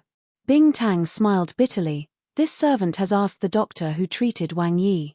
The external injuries seem to be very serious. Otherwise, with Wang Yi's strong personality, he wouldn't have been lying there for so long without moving. Seeing Qin Yining's frown, Bing Tang hurriedly comforted her. "But don't worry, Wang Yi's body is strong and healthy. He's at the age where his recovery ability is the best. We've already applied the best medicine, and the external injuries will heal very quickly. This servant has also checked Wang Yi's pulse, and there are no major problems." Qin Yining heard this and felt slightly better. He nodded and said, "I understand. Is Wang Yi in the inner residence right now?" "Yes." Everyone clustered around Qin Yining as they walked towards the inner residence. Pang Xiao had already changed his clothes, washed his face, and shaved his stubble. He knew that Qin Yining would be back soon. To prevent her from worrying, he deliberately changed his posture and leaned sideways on the soft couch. This was more dignified than lying on his stomach. Qin Yining's group of footsteps approached. When Pang Xiao heard them, he knew that she had returned. His heart thumped violently. This kind of joy and throbbing was still the same as it was in the past. His precious treasure was finally back. Qin Yining hurriedly entered the room. She walked around the copper three-legged incense burner that was placed in the outer room. She passed through the antique floor-to-ceiling covers and entered the inner room. She saw Pang Xiao sitting on the soft couch with a book in his hand and looking at her. His hair was tied up in a high bun, revealing his handsome face. His white clothes made his face look like it was carved from fine white jade. His fingers holding the book were long and slender, and his joints were well-defined. It perfectly explained what elegance was. Especially when he looked at Qin Yining, his eyes were filled with a warm smile, as if he had seen his most precious treasure. Qin Yining met his eyes and couldn't help but smile. She quickly walked to the soft couch and sat down. She looked at him hesitantly. "Jishi, are your injuries better?" "I'm much better now." Pang Xiao opened his arms and pulled her into his embrace. Upon seeing this, Ji Yun and the others quickly retreated and carefully closed the door. The group of people stood guard in front of the courtyard door from afar. Qin Yining rested his head on Pang Xiao's shoulder and wrapped his arms around Pang Xiao's thin waist. He breathed in Pang Xiao's familiar and elegant scent. Pang Xiao's tired heart was finally at ease. He couldn't help but close his eyes and breathe in relief. How's your injury? It's best if you lie on your stomach. Sitting like this won't help your recovery. Pang Xiao kissed her forehead several times and said in a low and gentle voice, I'm fine. It was just a superficial wound. He had suffered so many injuries over the years, so why would he care about this? However, you refused to stay outside the city and went to Huichuan County. You should be punished severely. Qin Yining blushed and remained silent. Pang Xiao knew that she went to Huichuan County and encountered Lu Heng's rebellion. He blew up the imperial mausoleum and lured the Taitan to Huichuan County. He was so scared that his soul almost flew out of his body. He could only blame his injury for affecting him and preventing him from rescuing her personally. Ever since Mu Jinghu rushed to Huichuan County, he hadn't had a good night's sleep. Even in his dreams, he dreamed that Qin Yining was captured by the Taitan, or that she was kidnapped by Lu Heng, or that she was injured by a stray arrow during the siege. In the end, he didn't think of anything good. Pang Xiao heaved a long sigh of relief when she finally came back safe and sound, and stayed peacefully in his bosom. He bit her neck and slapped her buttocks as punishment when she shrank her neck to avoid the itch. Let's see if you can still run around like this in the future. You encountered such a dangerous situation when you went out. You made me worried to death. Qin Yining knew that he was worried about her. Her heart warmed as if she had drunk a bowl of hot soup in the winter. Her limbs and bones felt warm and comfortable. She hugged his neck and smiled. You're so worried about me and haven't come to find me personally. It's obvious that you're seriously injured this time. Lie down and let me see your wound. Pang Xiao hurriedly pushed her hand away. It's almost healed. I'm still applying medicine. What's there to see? Let me take a look so that I can be at ease. Why are you in such a hurry to see my place? Pang Xiao pulled Qin Yining's hand shamelessly. Qin Yining's face turned red when she heard this. She glared at him and said, Don't try to get away with it. Let me take a look. She pulled Pang Xiao to turn over and lifted Pang Xiao's clothes. Pang Xiao knew that Qin Yining was stubborn. When she heard that he had been beaten up, she went to Huichuan County to do such a big thing. He had no choice but to let her take a look. He had no choice but to lie down obediently. However, he continued to tease her. Forget it. Since my beloved wife has made such a request, it's not good for me to keep refusing. Qin Yining really wanted to slap his buttocks.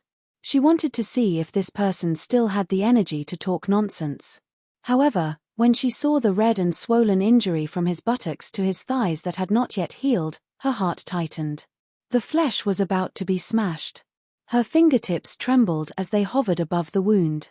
For a long time, she did not dare to touch it. How do you feel? Does it still hurt badly?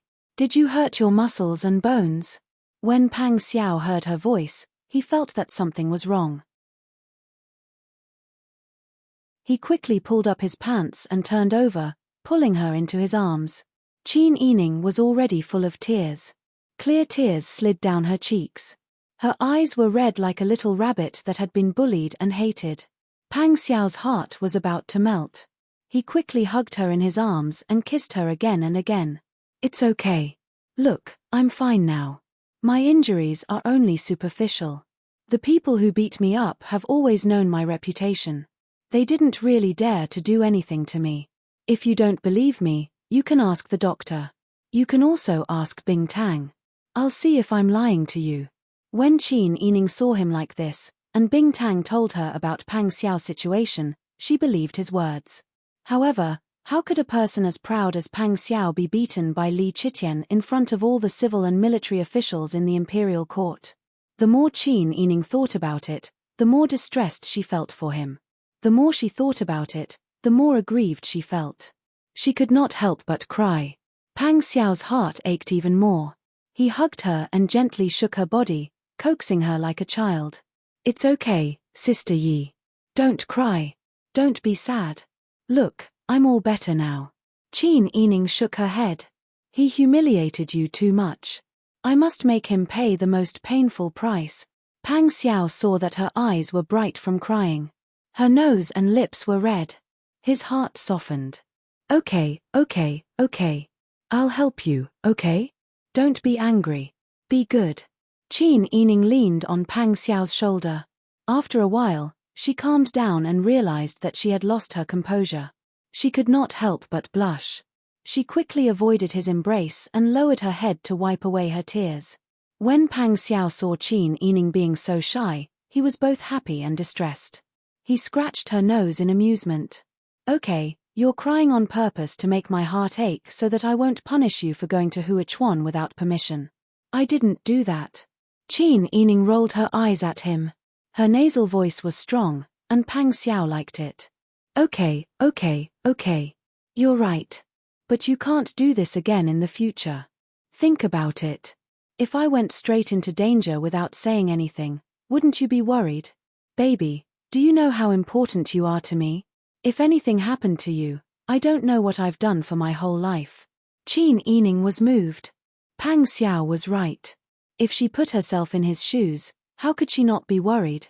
If Pang Xiao went into danger without saying anything, she would be so worried that she would not be able to eat or sleep at night.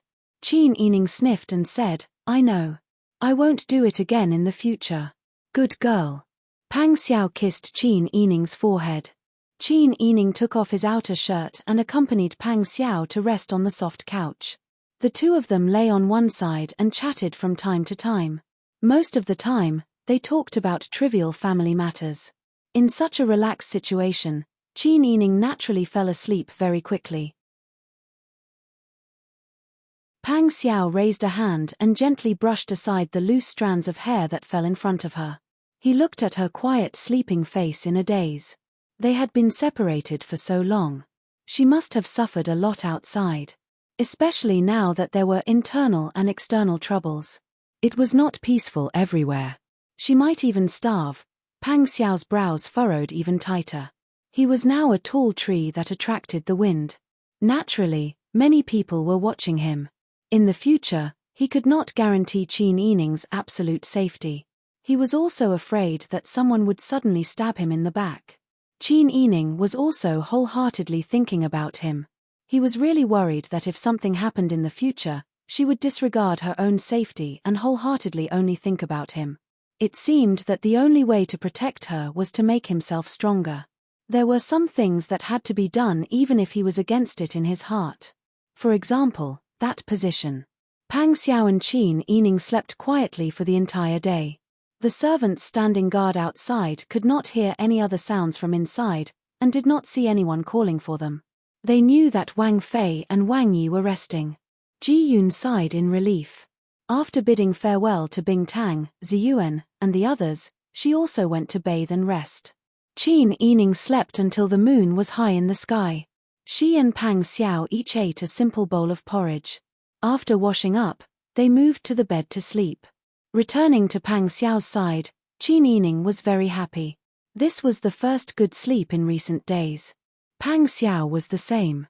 With Qin Yining by his side, he also had the most peaceful sleep in recent days. The next morning, the sunlight shone through the curtains into the bed and gently fell on Qin Yining's face. Pang Xiao opened his eyes and saw her lying on her side next to him. Her face was very close and her white face was red from sleep. Pang Xiao couldn't help but curve the corners of his lips. He looked at her gently and was reluctant to wake her up. When Qin Yining woke up, it was already late in the morning. As soon as she opened her eyes, she met Pang Xiao's smiling eyes. She couldn't help but smile as well. You're awake. Her voice carried the tenderness of waking up. Pang Xiao smiled and said, I got up early. Seeing that you were sleeping soundly, I didn't wake you up. As he spoke, he leaned closer to Qin Yining and pecked her on the lips. Qin Yining covered her lips with the back of her hand and was a little embarrassed. I just opened my eyes. I haven't wiped my teeth and washed my face yet. What are you afraid of? Don't tell me you dislike me. Pang Xiao teased. Ziyuan and the others, who were waiting outside, heard the movements in the room and went to prepare hot water.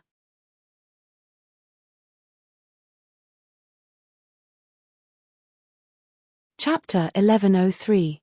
When Bing Tang and Ji Yun heard the sound, they immediately responded and quietly entered the door with hot water, green salt, and other things. Qin Yining sat up and yawned lazily. It's better to be home. I haven't slept so well for a long time. Pang Xiao smiled and was still lying on the bed. He tilted his head and looked at her. She was wearing soft-soled embroidered shoes and washing and changing clothes with the help of the maidservants. Zi Yuan wanted to help Pang Xiao get up, but Pang Xiao waved his hand and the maidservants didn't dare to come forward. Qin Yining sat in front of the dressing table with rouge on her ring finger. She saw Pang Xiao's movements in the mirror and said with a smile, "I'll help you wash and comb your hair later." "That's good, but I'm sorry to trouble you to serve me." Pang Xiao tilted his head and looked at Qin Yining dressing. She was wearing a light green robe, and her long black hair was scattered behind her. Ji Yun and Bing Tang were carefully combing her hair. Her dressing table had always been in the bedroom, but Pang Xiao hadn't seen this peaceful scene for a long time. His heart was soft and warm. He really hoped that it could continue like this in the future. Qin Yining smiled and rolled her eyes at him. She looked at the mirror and carefully put on her lipstick. She said occasionally, "Did I not pay attention to you before?" Pang Xiao couldn't help but laugh when he saw her delicate and charming appearance. Qin Yining finished combing his hair. She knew that Pang Xiao wouldn't want the maidservants around him to see his injuries, so she asked them to leave. She brought medicine and changed Pang Xiao's dressing. Then she brought hot water to help him wash. Finally, she took a wooden comb and carefully combed his hair. Pang Xiao was sitting sideways, and Qin Yining was standing facing him. This angle was very convenient for him to put his hands around her waist. Pang Xiao couldn't help but frown. "Why did you lose so much weight?" Qin Yining smiled. "I walked a lot outside, so I naturally lost some weight. However, I feel that my body is recovering very well. It's much better than when I gave birth to Zhao Jie and Han Jie. You've been working too hard." Pang Xiao sighed. Qin Yining didn't want Pang Xiao to think too much, so she said, "Young Master Mu told you everything?" "He told me as soon as he came back," Pang Xiao said with some regret. Actually, Blockhead really has feelings for his wife. It's just that when they were in the first year of junior high, I was actually a bit worried, because in comparison, Blockhead was much more innocent. He also had pretty good martial arts, and he was also my good friend, so the possibility of him being used was very high. Now it seems that I wasn't a petty person. Qin Yining used a jade hairpin to fix his hair, and then picked up a strand of hair that had fallen on his shoulder. She sat down next to him and said, "We only heard young Master Mu's side of the story. Perhaps things weren't as he saw and understood, but Boss Chiu really did do something to hurt him, which is why he didn't care about his son. I think that since this matter was caused by us, we should at least help the couple." Pang Xiao said, "Even if we were involved, that woman Chiu Feishan can't be underestimated. Her scheming is too deep. Her many years of ups and downs in the business world have caused her methods to become increasingly ruthless. Perhaps her views are different from ours. Perhaps she can't understand Mu-Er's feelings. This is why there is a saying since ancient times that people who walk different paths cannot make plans together. If you want to use your own views to persuade another person to agree with you, unless the other person sees clearly what happened to them, the consequences of just relying on your mouth is very likely to be unpleasant. Husband and wife are more sensitive to each other, so they have more requirements for each other." Boss Chiu's approach touched young Master Mu's bottom line, and made him feel disappointed and unfamiliar. It is unlikely to change his views in a short period of time. Qin Yining said helplessly and sighed, "Although I don't agree with Boss Chiu's approach, and I don't like this person very much right now. But they are husband and wife, and they even have children. Seeing them like this, I can't bear to see them like this." Pang Xiao nodded, "I will try my best to persuade him. But right now, the court is in a state of panic. The matter of the refugees hasn't been resolved, and the Taitan is attacking Huichuan County. Once the city is breached, the capital will be in danger. The world is already in chaos. I want to see what your majesty has to deal with it." Qin Yining lowered his eyes, and his long eyelashes fluttered. He was clearly angry. After a long time, he said, "Since we came back from Danfu County, he has not been kind to you. He has been beaten twice. Not to mention ourselves, Even outsiders would be bitterly disappointed if they saw it. Now that the Tatan is attacking, if he wants to send you to meet the enemy, he will be wrong. I will not let this matter go. In Pang Xiao's eyes, she was like a small beast baring its fangs and brandishing its claws. She was trying to protect him, and it really made him feel touched. Well, I am fine now. Besides, you are not willing to let this matter go. How do you want to deal with him? Qin Yining sneered, I can't talk about dealing with him. He is the emperor. How can I deal with him? But one day, I will let him have a taste of being humiliated in public. Qin Yining was still holding a grudge. Pang Xiao was held on the throne and beaten with a plank. With his pride and the image he had built up over the years, Li Chitian had trampled on his dignity to this extent. Qin Yining would definitely not let this matter go. Pang Xiao suddenly felt like he was being protected. She was clearly a weak woman, but she always gave him the feeling that they could support each other and rely on each other. Pang Xiao had not felt this kind of feeling from anyone else for a long time. This was because no matter if it was his family or his subordinates, they all relied on him. There was no one he could rely on.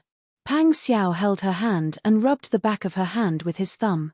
He smiled and said, well, whether I can vent this anger or not depends on our sister Yi. Qin Yining's face flushed when he said this. She glared at him and said, you only know how to sweet talk. The two of them had a simple breakfast and continued to stay in the room to read and chat. They talked about the current situation and how Diaju should deal with the current crisis. However, just after lunch, Qin Yining and Pang Xiao were about to take a nap. Bing Tang came to the door and said anxiously, Wang Yi, princess consort, there is a guest outside. A guest? Qin Yining asked in confusion, who is it? Why are you so anxious? Bing Tang said, it's Boss Qiu. Now Mr. Mu has gone to the front hall. Qin Yining's heart skipped a beat. He looked at Pang Xiao inquiringly. Pang Xiao seemed to know what Qin Yining was worried about. He patted her hand with a smile and said, don't worry. Blockhead is not so angry that he will kill his son's mother. However, with his straightforward personality, he would definitely not be nice to Qiu Feishan. Qiu Feishan's arrival was not a trivial matter. Although Pang Xiao was injured, he still had to see her. It was not convenient to let her come to the inner room because men and women were different. Qin Yining ordered people to prepare a wooden wheelchair. He asked Huzi and Tang Xiu to help Pang Xiao sit on it. Under Pang Xiao's reluctant and awkward gaze, they pushed the wheelchair all the way to the front hall. As soon as Qin Yining entered the door, he saw Qiu Feishan, who was dressed like a scholar, wearing a sky-blue robe. Her hair was tied up in a bun. It was the same as when they first met. Qiu Feishan had returned to her usual dressing habits. Although she did not deliberately dress as a man, when she wore men's clothes, she did not seem to be deliberately stiff or pretentious. On the contrary, even if she was a woman, wearing men's clothes was natural and elegant. Mu Jinghu was dressed in a grey cotton robe. He stood at the door with his hands behind his back. It was as if he was from a different world from Qiu Feishan, who was dressed in silk. Perhaps she heard the voices of Qin Yining and Pang Xiao. Qiu Feishan stood up with the help of her maid Being. She smiled and said, I heard that Wang Yi was injured. It seems that the injury is not light. Is Wang Yi's body better? Pang Xiao was pushed to the main seat by Tang Xiu and Huzi. Although the injury on his hip made him uncomfortable, it was better than walking all the way here. Pang Xiao was a very patient person. At this time, his face was normal. He did not see anything wrong. He only smiled and said, this king's body is well. Boss Qiu's body is also well. Qiu Feishan repeatedly claimed to be sick. Even Bing Tang went to see her for a period of time. Everyone knew that she was faking it. Pang Xiao took this opportunity to mention this. No one knew what he meant. Qiu Feishan narrowed her eyes. Then she smiled and said, it's already well. Thank you Wang Yi for your concern. She turned to Qin Yining and bowed, greetings to Princess. Qin Yining sat down next to Pang Xiao. He only raised his hand, no need for formalities. That cold attitude made Qiu Feishan stunned. Looking at Mu Jinghu's expression, She understood. She could not continue with the afterglow. She could only go straight to the point. After everyone was seated, Qiu Fei Shan bluntly said, "Presumably, my husband has already told His Highness and Her Highness. No matter how many reasons there were, the result was that I hid some private messages. I also caused the princess's Bing Tang girl to be so busy. I really feel bad." Bing Tang, who was standing behind Qin Yining, rolled her eyes impolitely. Qin Yining only smiled and did not say anything. If it was an ordinary girl, she would have been too ashamed to show her face in this situation. But Qiu Feishan was still calm. She smiled and said, "It seems that Princess is forgiving me." Qin Yining did not want to pay attention to her thick skin. Qiu Feishan then said, "In fact, official business is official business, and family matters are family matters. It's just like when His Highness and Pan and still had some enmity from the previous generation, but those were all state affairs. In the end, His Highness still married Princess Song, and this is a family matter. I didn't mean it that way. My husband and I have a deep relationship. Yang Jie is already so old. He will not be disloyal to my husband. Even if my husband does not approve of my thoughts, it will not erase my position." Mu Jinghu stared at Qiu Feishan. His eyes were full of anger. Qiu Feishan sighed, "My relationship with you will not change in this life. Wang Yi and I can cooperate now because we have the same goal. There is no conflict."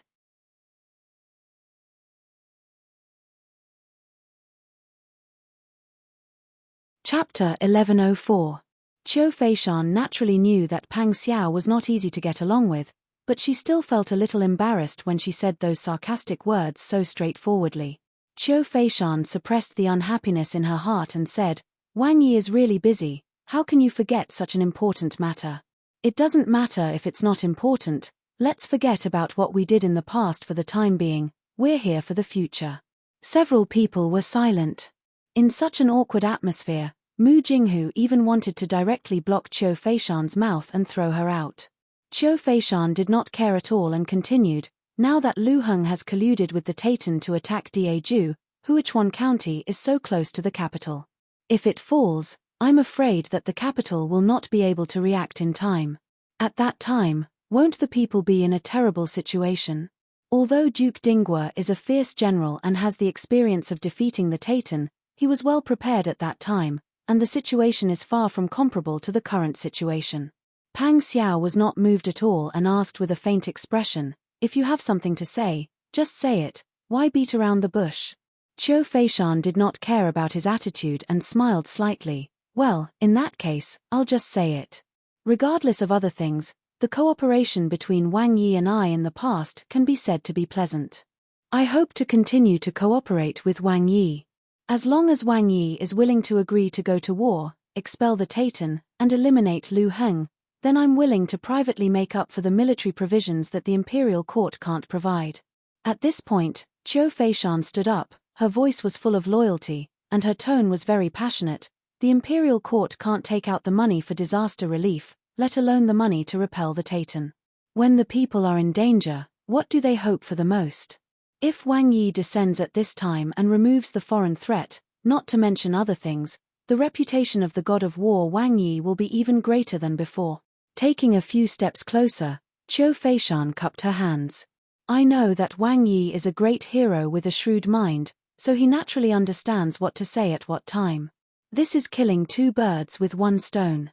This is a win-win situation for both of us. What reason does Wang Yi have to refuse?"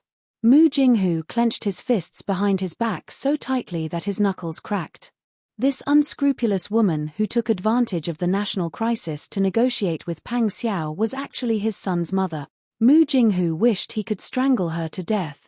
Qiu Feishan confidently waited for Pang Xiao's reply. She believed that with Pang Xiao's intelligence, he would know when to do what, and he would never give up this excellent opportunity to perform. When Pang Xiao's mocking smile hung on her lips, Qiu Feishan was stunned for a moment. Boss Qiu's plan is good. Pang Xiao's voice was casual, but the words he said were not friendly. "Let me put it this way. Even if this king has to go to war in the future to quell the Taitan rebellion, that is because this king wants to go. It has nothing to do with you, and there is no cooperation between us. If there is not enough money, the imperial court will arrange it. This king does not need Boss Cho's help. Cho Feishan was stunned. She had been full of confidence since she entered the door, and she finally understood the situation. Pang Xiao was not a person who would be manipulated by others. She knew how tough he was, but she did not expect that Pang Xiao would refuse to cooperate with her at this juncture. Wang Yi, please think about it carefully. The current situation is really too unfavorable for the people. If you delay any longer, once the Titan breaks through Huichuan, the consequences will be unimaginable. You care about the people? Pang Xiao's mocking tone was even more obvious. How can a person who cares about the world and has a sense of justice not care about the hatred of killing his own grandfather? As far as I know, your grandfather held you in the palm of his hand and carefully raised you. The person who killed your grandfather was Cho Yuanqing. Now you are still standing on the same side as Cho Yuanqing. This king really can't see through Boss Cho's actions. But these are not important. This king also doesn't want to see through it. This king is a boorish man. If he can't see through some things, then there is no need to force himself. People who walk different paths cannot make plans together. Boss Cho, you don't have to bother to persuade this king. Mu Jinghu stood at the side. When he heard Pang Xiao's words, his face was already red with shame for Cho Feishan. He was obviously ashamed of Cho Feishan's actions. Cho Feishan gradually regained her composure after being stunned for a while. He didn't mind Pang Xiao's mockery at all. His words were like a slap to the face. Instead, he said, Prince Zhongshan is a smart man. Think about it. If you agree to cooperate with me now, you will be able to receive support in terms of provisions after you deploy your troops. But if you don't agree, you may still have to go to war in the future. At that time, do you expect your majesty to give you food? On the surface, these words seemed to be facts and reasoning, but in fact, it was an obvious threat. Mu Jinghu had said before that the Cho family and the Lu family had gradually completed the transformation after the Lu family's failure. Now that the Cho family had become a prominent family, the people buried in the court for many years could finally be used. In addition, Cho Feishan made use of the Cho family's financial resources and connections. If she wanted to influence anything in the court, there were many people who could help her. If Pang Xiao didn't agree to cooperate with Cho Feishan now, she had the ability to make Pang Xiao still have to go to war. At that time, it was very likely that the court wouldn't be able to take out the money. If he didn't agree to cooperate, it would lead to an even more embarrassing ending. Enough. Without waiting for Pang Xiao to speak, Mu Jinghu couldn't bear it anymore and said angrily, Don't you think you've embarrassed yourself enough? Cho Feishan was immediately stunned by Mu Jinghu's roar and looked at Mu Jinghu blankly. You, how could I marry a woman like you? Your heart is full of benefits, and you can use anyone you see. Is this marriage between you and me also something you can use as you wish? How can you say that? Cho Feishan finally lost her composure and said anxiously, You and I are husband and wife, when have I ever harmed you? Think carefully, have I ever done anything harmful to you? Everything I didn't involve you. I also said clearly just now, family matters are family matters, and important matters are important matters. How can you mix them up? No matter how much I did outside, I have never harmed you. Enough. Please go back. Mu Jinghu roared and stepped forward to grab Cho Feishan's wrist and pushed her out. Bai Ying quickly came to support Cho Feishan and screamed angrily, Son-in-law, what are you doing? Our miss. Shut up. What does it have to do with you? Mu Jinghu shouted back unceremoniously and drove the two out together. It's not enough for you to embarrass yourself. Get lost. Cho Feishan and Bai Ying staggered a few steps and stood firm with difficulty. Looking up at Mu Jinghu, whose eyes were full of anger, Cho Feishan's eyes were already filled with tears. Qin Yining was worried that Mu Jinghu would not hold back in his anger and hurriedly asked someone to push Pang Xiao and bring everyone out. Mu Jinghu said, Go. Don't think of using us in the future. Whether it is Jishi or me, we are not marionettes in your hands that you can manipulate at will. I don't want to believe your words anymore. Mu Jinghu walked down the steps step by step, looked at Qiu Feishan's teary eyes and said mockingly, "Tell me, how much have you lied to me with this mouth of yours? How long have I been your accomplice? Aren't you afraid that Yang Ji will follow your example in the future? Who else can you tell the truth to?" Qiu Feishan's tears flowed down. Mu Jinghu's heart was filled with sorrow and his eyes were red. To avoid losing his composure, he turned and walked to the side courtyard. Qiu Feishan looked at Pang Xiao and Qin Yining, who were calm, opened her mouth and finally squeezed out a sentence, "Goodbye." Then she left quickly with Bai Ying. Qin Yining frowned as he looked at Qiu Feishan's back and sighed, "What should we do, such a good couple?" Pang Xiao also sighed. After all, Mu Jinghu was his brother. It was because he was involved in their affairs that the young couple ended up in such a situation. He really felt sorry in his heart. Qin Yining and Pang Xiao returned to the bedroom, took off their coats, and the two were silent. After a long time, Qin Yining said, "Jishi, I don't think Qiu Feishan will let this go. Maybe she will really use the power in her hands to persuade your majesty to order you to go to war." Pang Xiao nodded, "I think so too. This woman may be sad because of Mu Chu's words, but in the end, won't she still do what she should do? She is a smart and cunning person, she must have a backup plan." Just as Pang Xiao and Qin Yining had guessed, in the imperial study, Li Qitian was sitting behind a desk in a black robe, looking down at the official who was kneeling in front of him. The assistant minister of the Ministry of Revenue, Fang Shuru, was already over 50 years old, but he was still strong and vigorous. When he replied, his voice was loud and clear, sonorous and forceful. "Therefore, this official requests His Majesty's permission to use Prince Zhongshun to temporarily set aside his previous mistakes. For the sake of the present plan, the most important thing is to expel the Tartars from our land. If Prince Zhongshiren and Duke Dingbei can cooperate, and with the addition of the Tiger Army's power, the Taytan will definitely be defeated, and the trapped Dragon Legion will also be resolved." Currently, the Dragon Legion was still trapped. Fortunately, there were many of them, and they had been trained by Ji Ziyu. Furthermore, the Taytan's forces were also scattered, so they could barely hold on, and neither side could immediately defeat the other. However, in the long run, the losses of the Dragon Legion would only increase. Wouldn't that be heartbreaking? Li Qitian rubbed his aching forehead. In the past few days, more than one official had advised him to use Pang Xiao. Not only the old officials of Biji, but even his direct subordinates also thought so. He did not understand, why did everyone think of Pang Xiao when war was mentioned? Could it be that without Pang Xiao in this world, there would be no way to fight a war? Seeing that Li Qitian did not immediately reply, Fang Shuru anxiously said, "Your Majesty." That's enough," Li Qitian interrupted Fang Shuru, "you can leave first. I still need to think about it." Fang Shuru's words were stuck in his throat. He took a deep breath and finally calmed down. He lowered his head respectfully and kowtowed before leaving quietly. Li Qitian did not speak for a long time, still sitting quietly behind the desk, as if he was thinking about the current situation.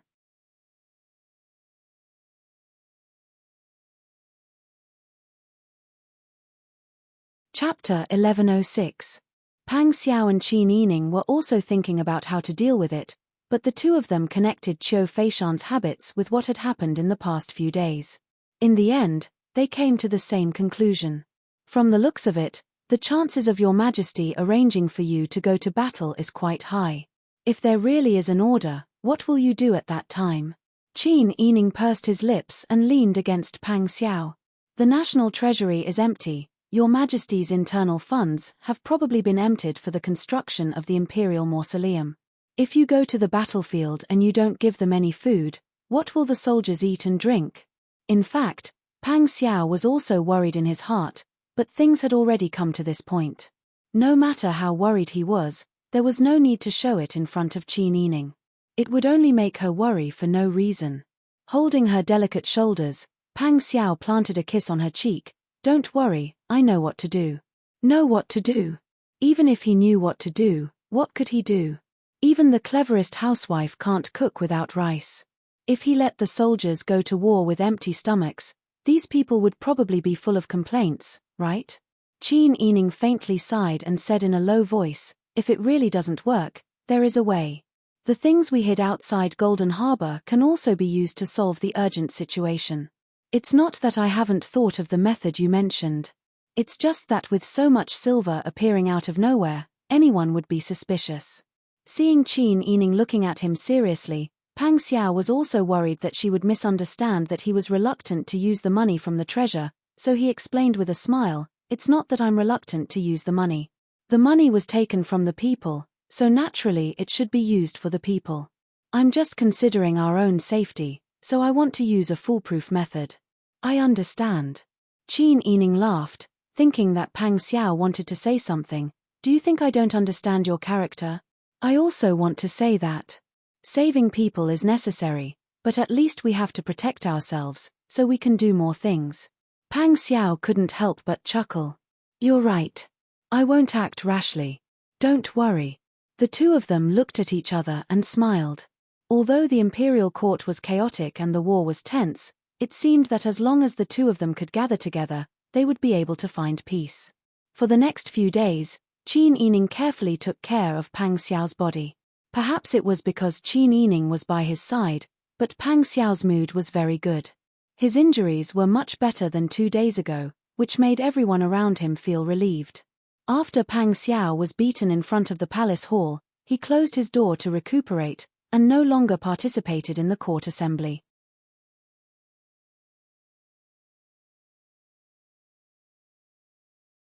She said to the outside, "Go tell Chief Steward Xiong that this king is unable to move right now. If he doesn't mind, invite Chief Steward Xiong to come to the inner compound for a chat." "Yes." Ji Yun quickly walked to the front hall and repeated Pang Xiao's words to him. Xiong Jinshui had always been tactful, so he didn't get angry when he heard this. He had made up his mind to take advantage of both sides. Moreover, it wasn't a secret that Pang Xiao had been beaten. On the way here, he had already made all kinds of mental preparations. He even thought that if Pang Xiao's qi wasn't going well, he wouldn't be angry even if Pang Xiao kicked him, so as to avoid losing his life in the future. Therefore, when Ji Yun said this, Xiong Jinshui immediately smiled and said, "I didn't think it through. I should have gone to Wang Yi's resting place to disturb him." Ji Yun knew that this person was a shrewd person and also knew that he had passed this obstacle. She smiled and led Xiong Jinshui to the inner compound and saw Pang Xiao lying on the couch with a pale face. Xiong Jinshui did not dare to be negligent. He bowed and said, "Greetings to Wang Yi. So it's Eunuch Xiong. No need for formalities." Pang Xiao waved his hand and indicated for Xiong Jinshui to rise. He smiled and said, "This king's injuries have not yet healed. It is truly impolite of me to not personally welcome Eunuch Xiong." Xiong Jinshui hurriedly said that he did not dare. He said respectfully, "Wang Yi, I have come to disturb you this time to convey your Majesty's message." As he spoke, he cupped his hands in the direction of the palace to show respect and respect. "Tomorrow is the day of the court assembly. Your Majesty has ordered this servant to inform Wang Yi that you are to attend the court assembly on time tomorrow." Qin Yining frowned in displeasure and deliberately put on a domineering appearance. "I naturally have to obey your Majesty's orders. However, Wang Yi's injuries. Chief Steward Xiong, please don't take it to heart. This concubine is only worried for Wang Yi. These days, Wang Yi has been suffering from a high fever that has not subsided. He hasn't even gotten better today. If he attends the court assembly, he will be moved around and his injuries will worsen. What should we do then?" At this point, the domineering dissatisfaction turned into a bellyful of grievances. Qin Yining quickly shed 2 lines of tears.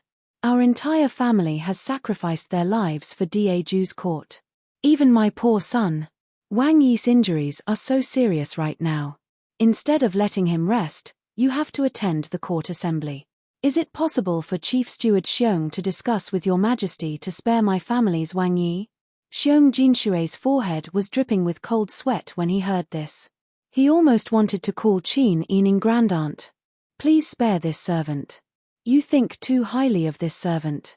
What is this servant's status? How can this servant have the right to discuss anything with your Majesty? This servant is just following your Majesty's orders." Xiong Jinshui couldn't help but kneel as he spoke. I beg Wang Yi to show mercy. Seeing as we are working together for your majesty, please don't make this servant fail. Pang Xiao hurriedly supported him with one hand. Chief Steward Xiong is also in a difficult situation. Moreover, since the imperial edict has been issued, I will just follow it. Xiong Jinshui saw that Pang Xiao was willing to speak up for him, and Qin Yining didn't seem like she would refute him. He couldn't help but sigh in relief. He bowed to Pang Xiao gratefully. Thank you for Wang Yi's understanding. Thank you for Wang Yi's understanding. You're too kind. Pang Xiao smiled and said, You are your majesty's personal servant. You have always served him wholeheartedly. To tell you the truth, if your majesty didn't have you by his side, how could your majesty be able to do everything smoothly and take advantage of everything? You and I are both your majesty's subjects. Naturally, we have to understand each other. Xiong Jinshui couldn't tell whether Pang Xiao was telling the truth or not, but he knew that he had passed this hurdle. After exchanging some more pleasantries with Pang Xiao, Xiong Jinshui bowed and bid farewell. Who knew that when he came out, Qin Yining gave him a little pouch. Inside was an exquisitely carved pai xiu with gold and jade embedded in it. Looking at the carving skills of the pai xiu and the waterhead of the jade, Xiong Jinshui's heart jumped. He suppressed the curve of his lips that couldn't help but rise in joy. He said with a smile, Thank you, Wang Fei. Don't mention it. I'm a woman. Sometimes, my brain isn't very bright, and I don't consider my words carefully. Just now, I said those words in a moment of desperation. Please don't take it to heart, Qin Yining said with a smile. Xiong Jinshui's heart felt very warm, but if someone said that the Prince Zhongxian's Fei had a time when her brain wasn't very bright, he definitely wouldn't believe it. He could only say that at this critical juncture, Wang Fei and Wang Fei were still able to support each other. Wang Fei was still able to do things for Wang Yi and never leave him. Even he, a palace eunuch, felt envious of such a relationship. What are you saying? Wang Fei and Wang Yi are deeply in love. You are anxious for Wang Yi, and you are thinking for Wang Yi. It is understandable. This servant admires Wang Yi and Wang Fei greatly, and will not carelessly spread it. Qin Yining thought that if the people around Li Qitian were not more perceptive, they wouldn't have lived until now. She smiled and politely sent Xiong Jinshui off. Returning to the bedroom, she saw Pang Xiao's brow furrowed as though he was thinking of something important. Qin Yining knew that he was in a dilemma right now, so she didn't try to persuade him. She believed that Pang Xiao would make the most appropriate choice.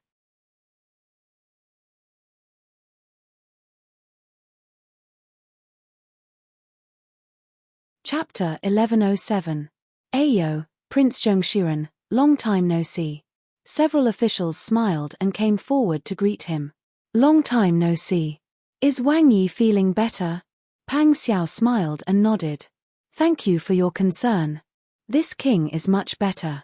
Someone lowered his voice and said with a smile, Your Majesty arranged this court assembly. Even if his body hasn't fully recovered, Wang Yi will still come for your Majesty's sake.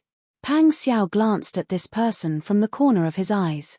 Those who could attend the court assembly outside Fengtian Gate were all fourth rank and above officials in the capital. This person was an old official from the Ministry of Appointments and belonged to the faction of the old officials from BG. Official Lin seems to know this king well. Pang Xiao smiled faintly, making it impossible to tell whether he was happy or angry. However, the discerning people around him could hear that this person's words were quite ambiguous. It was easy for people to feel that he was mocking Pang Xiao. Pang Xiao also didn't show any dissatisfaction. When the nobles and generals passing by saw Pang Xiao's tolerance, they couldn't help but be so angry that they almost couldn't suppress their anger. When they were fighting outside to protect their country, these civil officials only knew how to scheme against each other. It was fine if they didn't help, but they even tried to trip them up behind their backs. They were the ones fighting with their lives, but the ones with high positions and power were these people who didn't do a thing. What kind of person was Pang Xiao? He was the god of war, Wang Yi, who made people tremble in fear. Behind his back, people called him a demon. Now, he was repeatedly suppressed and treated harshly by your Majesty. Not only was his family ruined, but even Wang Yi's temper had been worn away. How many grievances did he have to suffer to make Wang Yi lower his head? How was Wang Yi, who lowered his head, any different from a tiger or wolf that had its teeth pulled out? The generals and nobles felt uncomfortable. Some of them were good at enduring, so they lowered their heads and walked over. There were also some with bad tempers who spat on the spot. They didn't mention any names and only said, "A bunch of vermin." Pang Xiao found it funny, but didn't say much. He shook his head and headed to where the court meeting was being held. Based on his status, he stood at the head of the generals. These days, the ministers of the Japanese imperial court were all concerned about the situation of the Taytan battle.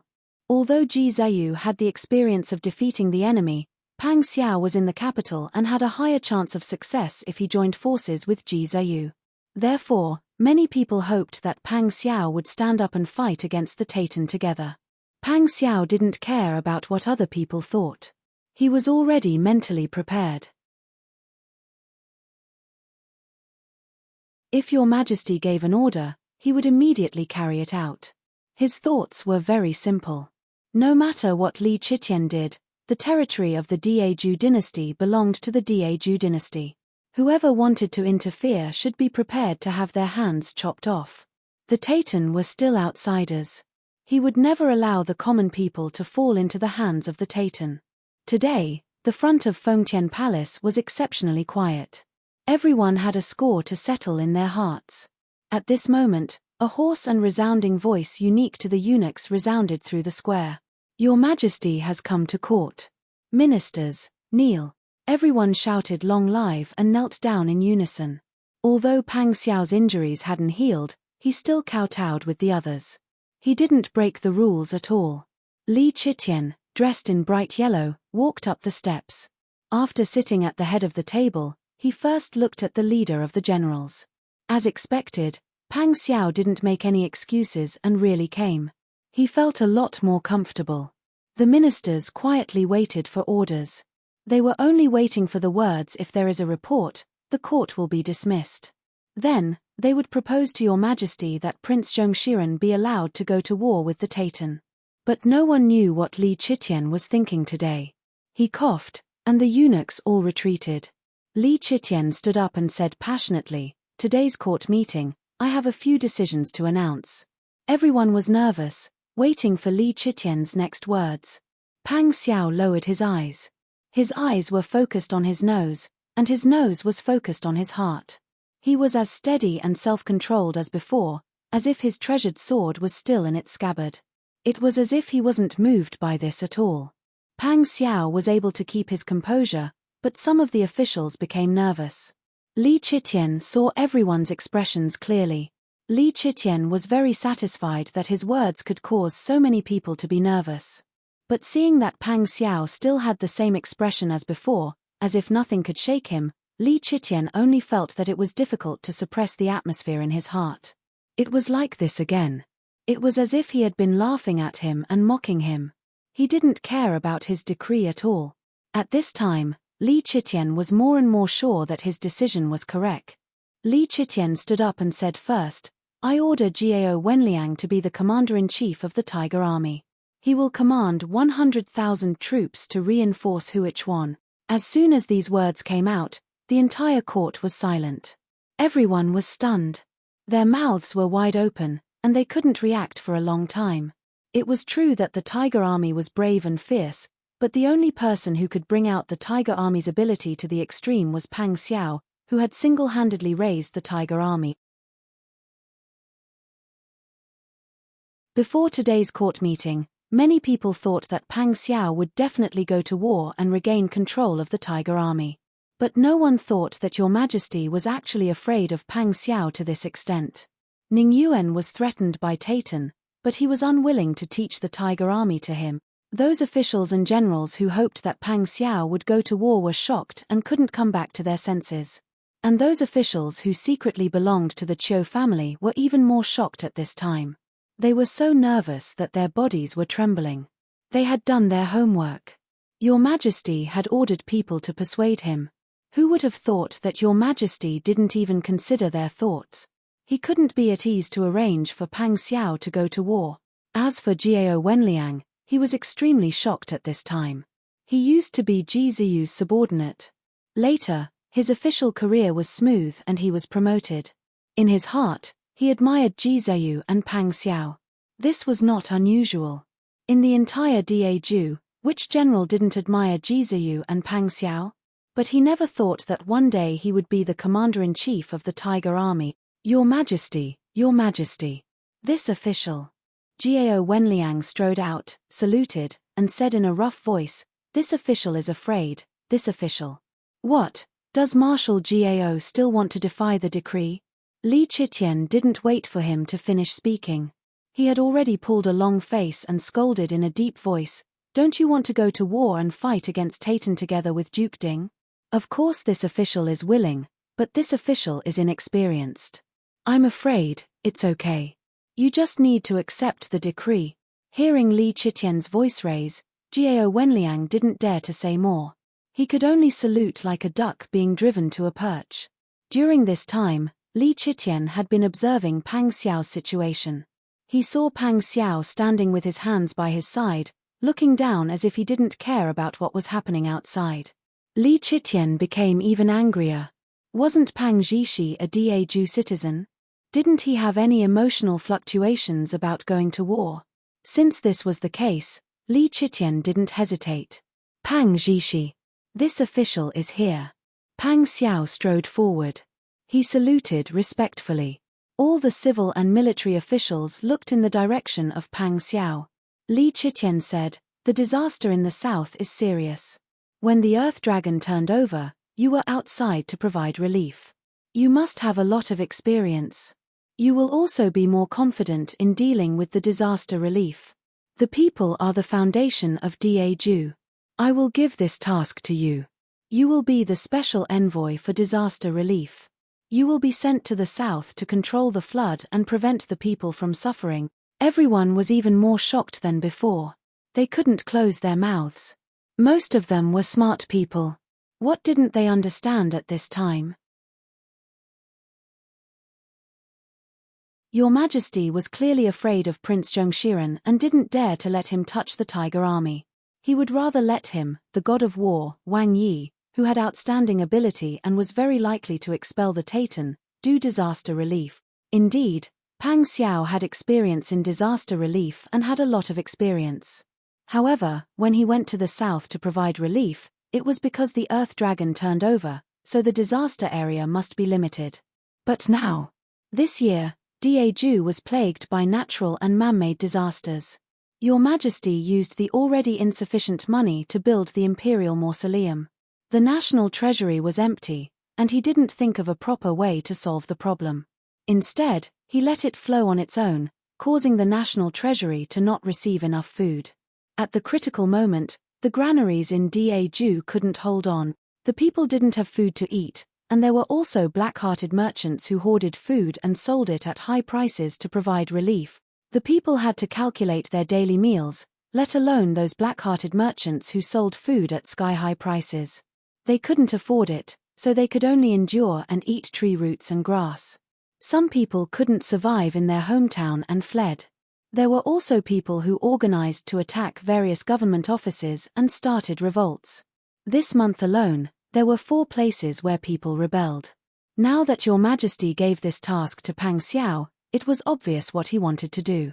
To resist foreign enemies, even if Your Majesty was poor, he would take out money. However, when Pang Xiao went to provide relief, if Your Majesty didn't take out money, the relief couldn't be carried out. If the relief couldn't be carried out, who would the people hate? At that time, the first person they would hate would be Pang Xiao, the official who organized the relief. Your Majesty's move was too vicious. He wanted to use this chaos to make Pang Xiao completely give up here, so that he would have enough time to frame Pang Xiao. This way, he could get rid of a big problem in his heart. However, in this time of internal and external troubles, Your Majesty only cared about getting rid of Pang Xiao, a hidden danger to the throne, to consolidate his position. Was this really considered responsible? Pang Xiao raised the corners of his mouth in self-mockery. Should he be thinking about how important he was in Li Chitian's heart? He should be honored to be targeted so heavily by Li Chitian. However, did Li Chitian really not care about Taitan's foreign enemies? Pang Xiao thought for a moment and understood. It wasn't that Li Chitian didn't care about Taitan, nor did he not want to destroy Taitan to strengthen the country's prestige. What he did was a two-pronged decision. Ji Zheyu had destroyed Taitan once, and this time, the Tiger Army joined in. However, Li Chitian was right.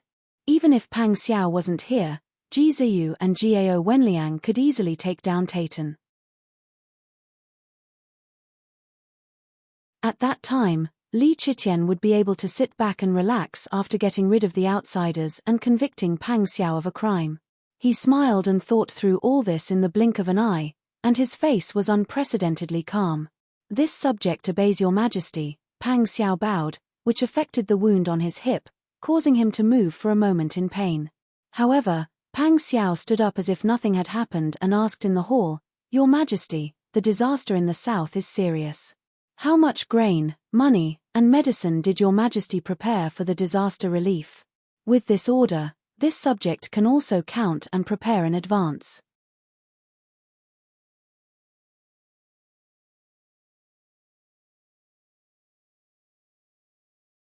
Chapter 1108.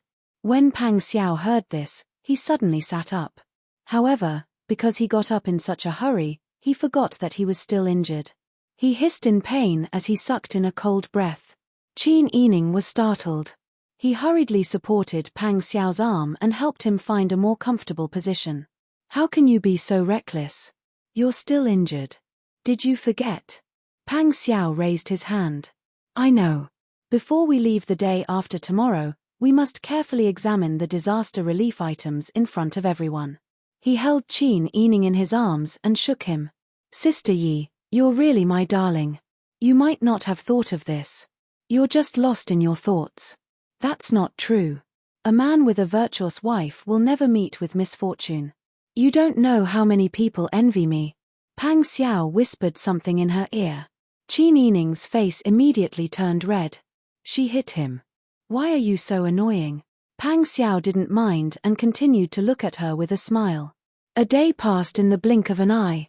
After Pang Xiao made proper arrangements for the trip, Xie Yu, Xu Weiji, and the other strategists left first. In order to avoid danger, Pang Xiao also arranged for Tang Xiu to lead a group of people to follow and protect them. Qin Yining gathered all the servants in the inner residence and gave them double the monthly salary. "We don't know when we'll return from this disaster relief trip.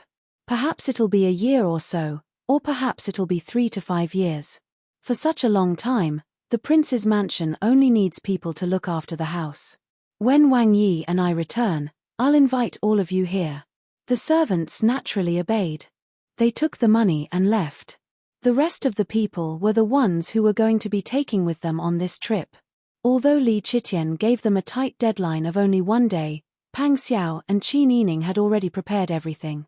On the morning of the 11th day, Pang Xiao and Qin Yining had just finished dressing when someone came in to report, "Wang Yi, your Majesty has personally come to see you off." Qin Yining and Pang Xiao glanced at each other. They had already guessed what Li Chitian wanted to do. The two of them led everyone out of the gate of the Wangfu and respectfully knelt down in front of the gate to greet him. Li Chitian stepped down from the imperial chariot and looked down at the couple who were bowing respectfully. He stepped forward with a smile and said, "What are you doing? Jishi, you haven't recovered from your injuries. Besides, you and I are brothers. You don't have to do this." While they were talking, there were already many people gathered in front of the Wang mansion. Carriages slowly drove in and stopped by the road in front of the Wang mansion. Pang Xiao glanced at the row of carriages out of the corner of his eye. There were 20 tails in total. He turned his head and respectfully said, "Although your Majesty has said so, the etiquette between ruler and subject cannot be ignored. A subject is a subject, the son of heaven is the son of heaven. How can a subject be careless with the etiquette?" Li Chitian smiled and nodded. He glanced at Qin Yining behind Pang Xiao and said, "Wang Fei, I haven't seen you for many days. Where did you go to play?" Qin Yining knew that Li Chitian had once ordered people to track and kidnap her to threaten her. But she was very lucky and did not encounter Li Chitian's people. This son of heaven was so narrow-minded that he was willing to make a move on a woman. Qin Yining felt that this kind of person was very shameless. Replying to Your Majesty, I was just taking a casual stroll.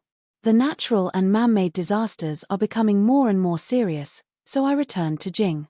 Li Chitian thought for a moment and did not ask any more questions. He also did not mention Pang Xiao and Qin Yining's rude behavior that day. He only smiled and said, Jishi. There is no need for us to say more about the importance of disaster relief, right? When you go this time, you must do your best to relieve the suffering of the people. We don't want to see the miserable scene of the people losing their homes.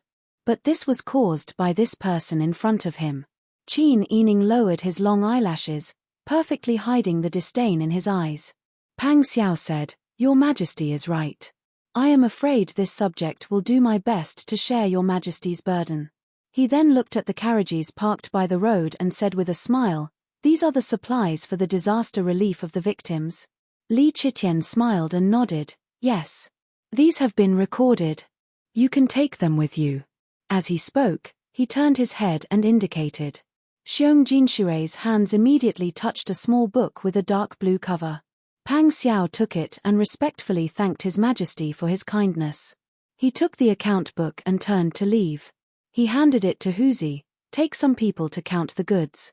The supplies in the carriages must be taken apart and displayed in public. Yes. Huzi nodded respectfully and quickly left. Li Chitian's brows were tightly knitted. His face was hot and his heart was somewhat flustered. Pang Xiao excused himself and led Qin Yining forward to help. Li Chitian hurriedly said, The things recorded in the book have been brought over. It's almost the auspicious time to set off. You should also make some preparations. Pang Xiao did not seem to understand Li Chitian's words. He smiled and said, Yes, this subject is making preparations. Seeing Pang Xiao getting busy, Li Chitian's brows were furrowed so tightly that they could squash a fly. Zhen said that the auspicious time has arrived. We cannot delay the departure time. Otherwise, according to the imperial astronomers' calculations, it will be a very bad thing. Jishi, you and Wang Fei should quickly get on the carriage and set off immediately. Although Li Chitian's tone was that of a discussion, he was the emperor. His words were like gold and jade. Pang Xiao could not disobey His Majesty's decree in public. He could only lead Qin Yining to the carriages. Huzi, on the other hand, began to inspect the carriages with great fanfare. He did not care whether or not the carriages that were already packed would be overturned. The veins on Li Chitian's forehead were bulging. He immediately said, Zhen ordered us to set off immediately. Are you deaf? Xiong Jinshui followed beside the emperor. Since the emperor had spoken, how could he dare to remain silent? Xiong Jinshui quickly walked in front of Pang Xiao and said, Hurry up. Your Majesty's decree cannot be disobeyed. Pang Xiao did not have any ill feelings towards Xiong Jinshui. His attitude could be considered polite, but his voice was as loud as a bell. Since Your Majesty said that we cannot disobey, then all the more we should investigate clearly. We cannot allow anyone to take advantage of this loophole. What if someone uses this opportunity to embezzle the disaster relief supplies? Then it is better to investigate clearly in person. This will prevent this official from becoming a scapegoat for no reason. Pang Xiao's words were very direct. Everyone present was shocked. The commoners who were watching from a street far away were separated by the imperial guards. When they saw this, they could not help but whisper among themselves. The world is already in chaos. Who would embezzle disaster relief supplies? Wouldn't that be intolerable? You don't know. There are even more despicable grain merchants in the south who are still profiting from the disaster. Who knows, in the blink of an eye, someone might use fake supplies to deceive Wang Yi. Li Chitian gritted his teeth when he heard this. He had made up his mind to be a benevolent ruler today, so he could not do anything. He could only nod with a smile. Fine. Since you don't trust us, then it is right to settle things clearly in person. This official is afraid. How would this official dare to doubt your majesty? Pang Xiao immediately knelt down with a plop. He did not care about the wounds on his body. Qin Yining also quickly knelt down. As a woman, it was not convenient for her to speak.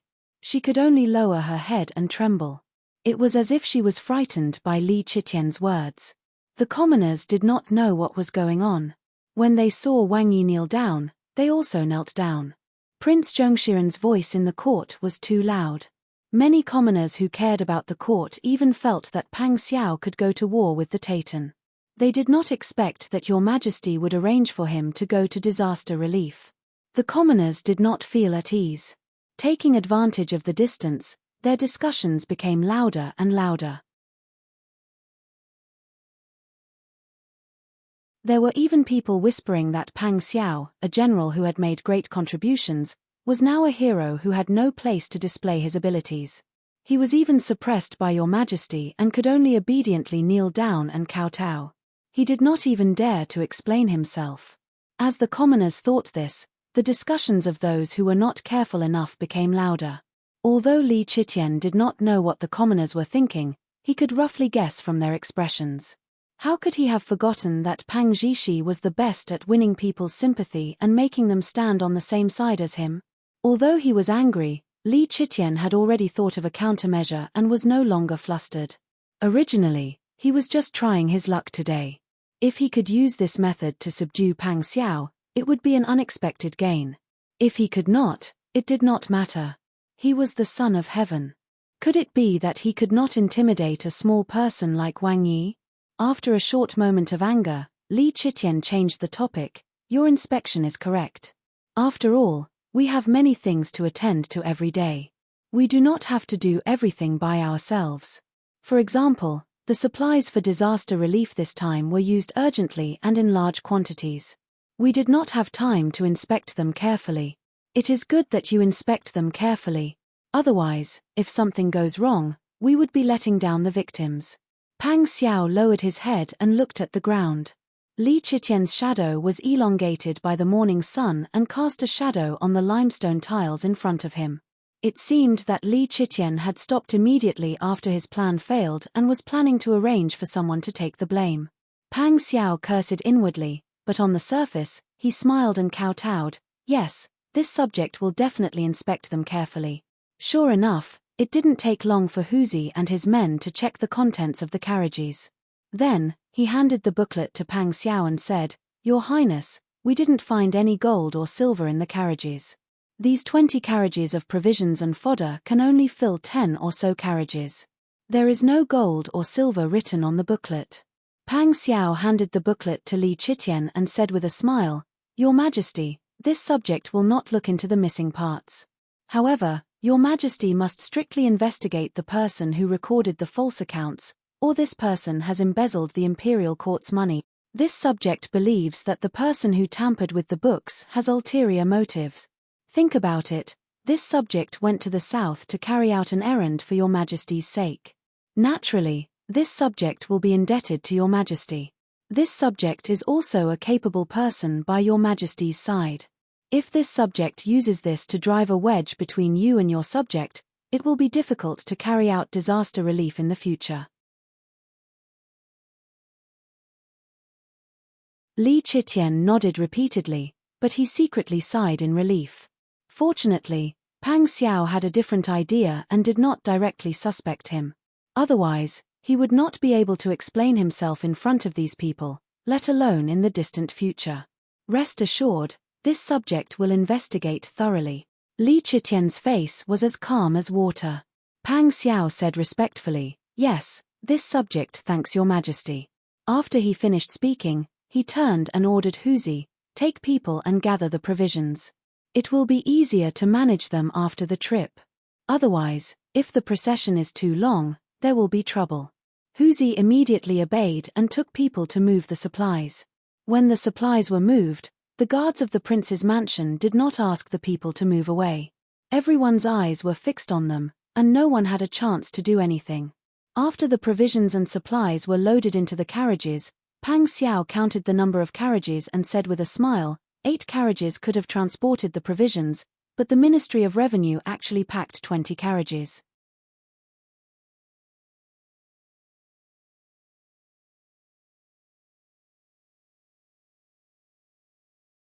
Chapter 1109. Your Majesty is wise. This subject knew that Your Majesty would not easily tolerate a vile person who wants to falsely accuse this subject and sow discord between the ruler and subject. Pang Xiao bowed with a face full of admiration. His attitude was sincere and there was no flaw in it at all. Li Chitian was so angry that his heart was beating wildly. He almost couldn't maintain his composure. Pang Zhishi dared to insult him indirectly and call him a vile person, but he couldn't flare up. At this time, Li Chitian only felt that he and Pang Zhishi were destined to clash. This person was born to be his nemesis. Not wanting to see Pang Xiao's proud face any longer, Li Chitian squeezed out an amiable smile and said, "Although we will investigate this matter strictly, the disaster relief cannot be delayed. You should set off immediately. Use these provisions carefully. Yes, this subject obeys Your Majesty." When Pang Xiao saw that Li Chitian didn't even mention the matter of making up for the 12 carriages of provisions, he understood. He didn't argue and led Qin Yining and his subordinates to respectfully bow to Li Chitian. Li Chitian was very satisfied with Pang Xiao's thorough etiquette. His mood improved slightly and he nodded, allowing everyone to set off. Pang Xiao's group escorted the 8 carriages of provisions and set off, heading out of the city. Seeing Pang Xiao's group leave, Li Chitian returned to the imperial carriage and set off back to the palace. In the distance, the commoners who were craning their necks to watch all knelt down and kowtowed, shouting "Long live Your Majesty." Li Chitian's mood didn't improve because of this. Today's plan didn't succeed, but so many commoners also saw this scene. This matter would soon spread from 1 person to 10 people and 100 people to 100 people in the capital. When that time came, how many people would slander him behind his back and spread rumors about him? It was time to show some attitude. Thinking of this, he secretly made a decision in his heart. Qin Yining and Pang Xiao left the capital, but they didn't pay attention to Li Chitian's solution to this matter. He's someone who cares about his reputation. With so many people watching, he'll definitely think of a way to put on an act. Qin Yining sat sideways in the carriage, leaving most of the space for Pang Xiao to lie down. "I just didn't expect him to come up with such a way to slander you. Earlier, I solemnly reminded you to be careful, but in my heart, I felt that I was making a mountain out of a molehill. Fortunately, I listened to you." Pang Xiao let out a sigh. It would be too stupid to discover it halfway or passively wait for Your Majesty's next move. Qin Yining smiled sweetly. When he lifted the curtain and looked back, he saw the 8 carriages. When he thought about how Your Majesty had only given 8 carts of coarse rice and other grains for the disaster relief in the south, it was simply a drop in the bucket for the current disaster. It seemed that when it was necessary, the treasure would have to be used. As Qin Yining expected, the 8 carriages of grain were not enough to support them all the way to the south. Pang Xiao observed the small towns along the way and found that they had used up a whole carriage of grain. Qin Yining's eyes turned red when she saw those emaciated children with big heads and thin necks chasing the grain carriages barefoot just to get some rice to cook porridge for their parents who were too hungry to get up. "I've been protected too well by you all this time. Even if I know there's a disaster, I can't feel it without seeing it with my own eyes." Outside Golden Harbor City, Qin Yining and Pang Xiao stood on the side of the road and watched the accompanying guards of the Wang Fu set up a porridge stall. Then they looked in the distance and saw the people who had gathered cautiously and didn't dare to come forward. Qin Yining made a decision.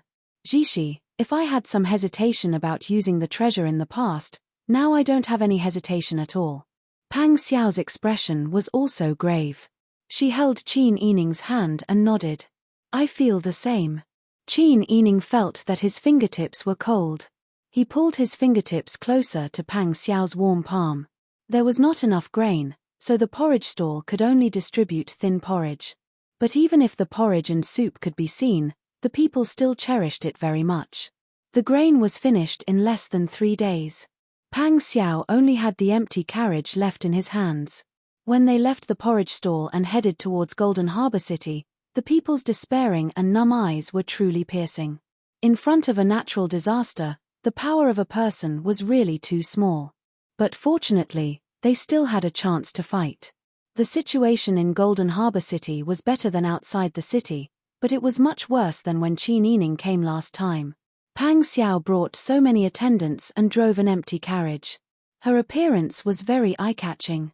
He did not deliberately announce his identity on the way here. Now, he was also keeping a low profile. Many people in Golden Harbor thought that he was taking advantage of the country's disaster to make a fortune. They had not found a place to settle down when they were stopped by the newly appointed county magistrate Chen. Wang Yi, you're finally here. Have you brought any provisions with you? Ever since I received the news that you came to provide disaster relief, this official has been making preparations. I was waiting for you to come so that I could provide grain and porridge to solve the urgent situation. The previous county magistrate of Golden Harbor had been punished by Li Chitian because of the fire at Golden Harbor's pier and the warning of the fire dragon. The new county magistrate of Golden Harbor had just taken office not long ago. He was very upright and plain-spoken. Although he was a grand scholar in the last years of the previous dynasty, because he was not tactful and flexible, he could only be a 7th-rank official. Pang Xiao had heard of this county magistrate Chen. When he saw him today, he knew that the rumors were true. This county magistrate Chen was indeed a straightforward person. He did not have any misgivings when he spoke. If it was any other official, who would say such ambiguous words? It was as if he, a small county magistrate, dared to question Wang Yi's ability. However, when he saw County Magistrate Chen's expectant face, Pang Xiao knew that he did not have any other intentions. Instead, he did not know how to respond to his expectations. Lord Chen, when this king left the capital, Your Majesty arranged for 8 carriages of grain. Along the way, they encountered countless disaster victims. This king could not leave them to die, so he could only set up porridge stalls by the roadside to provide food for the people. Therefore, by the time we reached you, all the provisions this prince had brought had already been used up. This time, I would like to ask for your help. When County Magistrate Chen heard this, he was in his 40s, but he was so aggrieved that he almost burst into tears. How could this be? How could this be? 8 carriages of grain? How big are the carriages? As he muttered to this point, County Magistrate Chen saw the empty carriages Pang Xiao brought. They were just ordinary carriages. How could they only give so little grain when they sent people out to provide relief? This is simply unbelievable. Does Your Majesty not know that there is not enough grain outside? Does he not know how many innocent people have starved to death? Lord Chen, please calm down and be careful with your words. It was rare for Pang Xiao to meet such an honest person who would question the emperor for the sake of the people. Naturally, he could not bear to let him bear the blame. However, the honest county magistrate Chen did not understand Pang Xiao's thoughts. Prince Zhongshiren is the emperor's subordinate. Naturally, he will speak for the emperor. You have lived like a prince in the capital. Naturally, you do not know how many people have starved to death. Why did you agree to bring 8 carriages of grain out? County Magistrate Chen stamped his feet. How dare you? Huzi could not bear to listen any longer. He reprimanded, the national treasury is empty. Your Majesty does not have any money either. After so many years of war, do you think that you do not need money? Moreover, Your Majesty still needs to build the Imperial Mausoleum. Is it wrong for Your Majesty to use money to build the Imperial Mausoleum?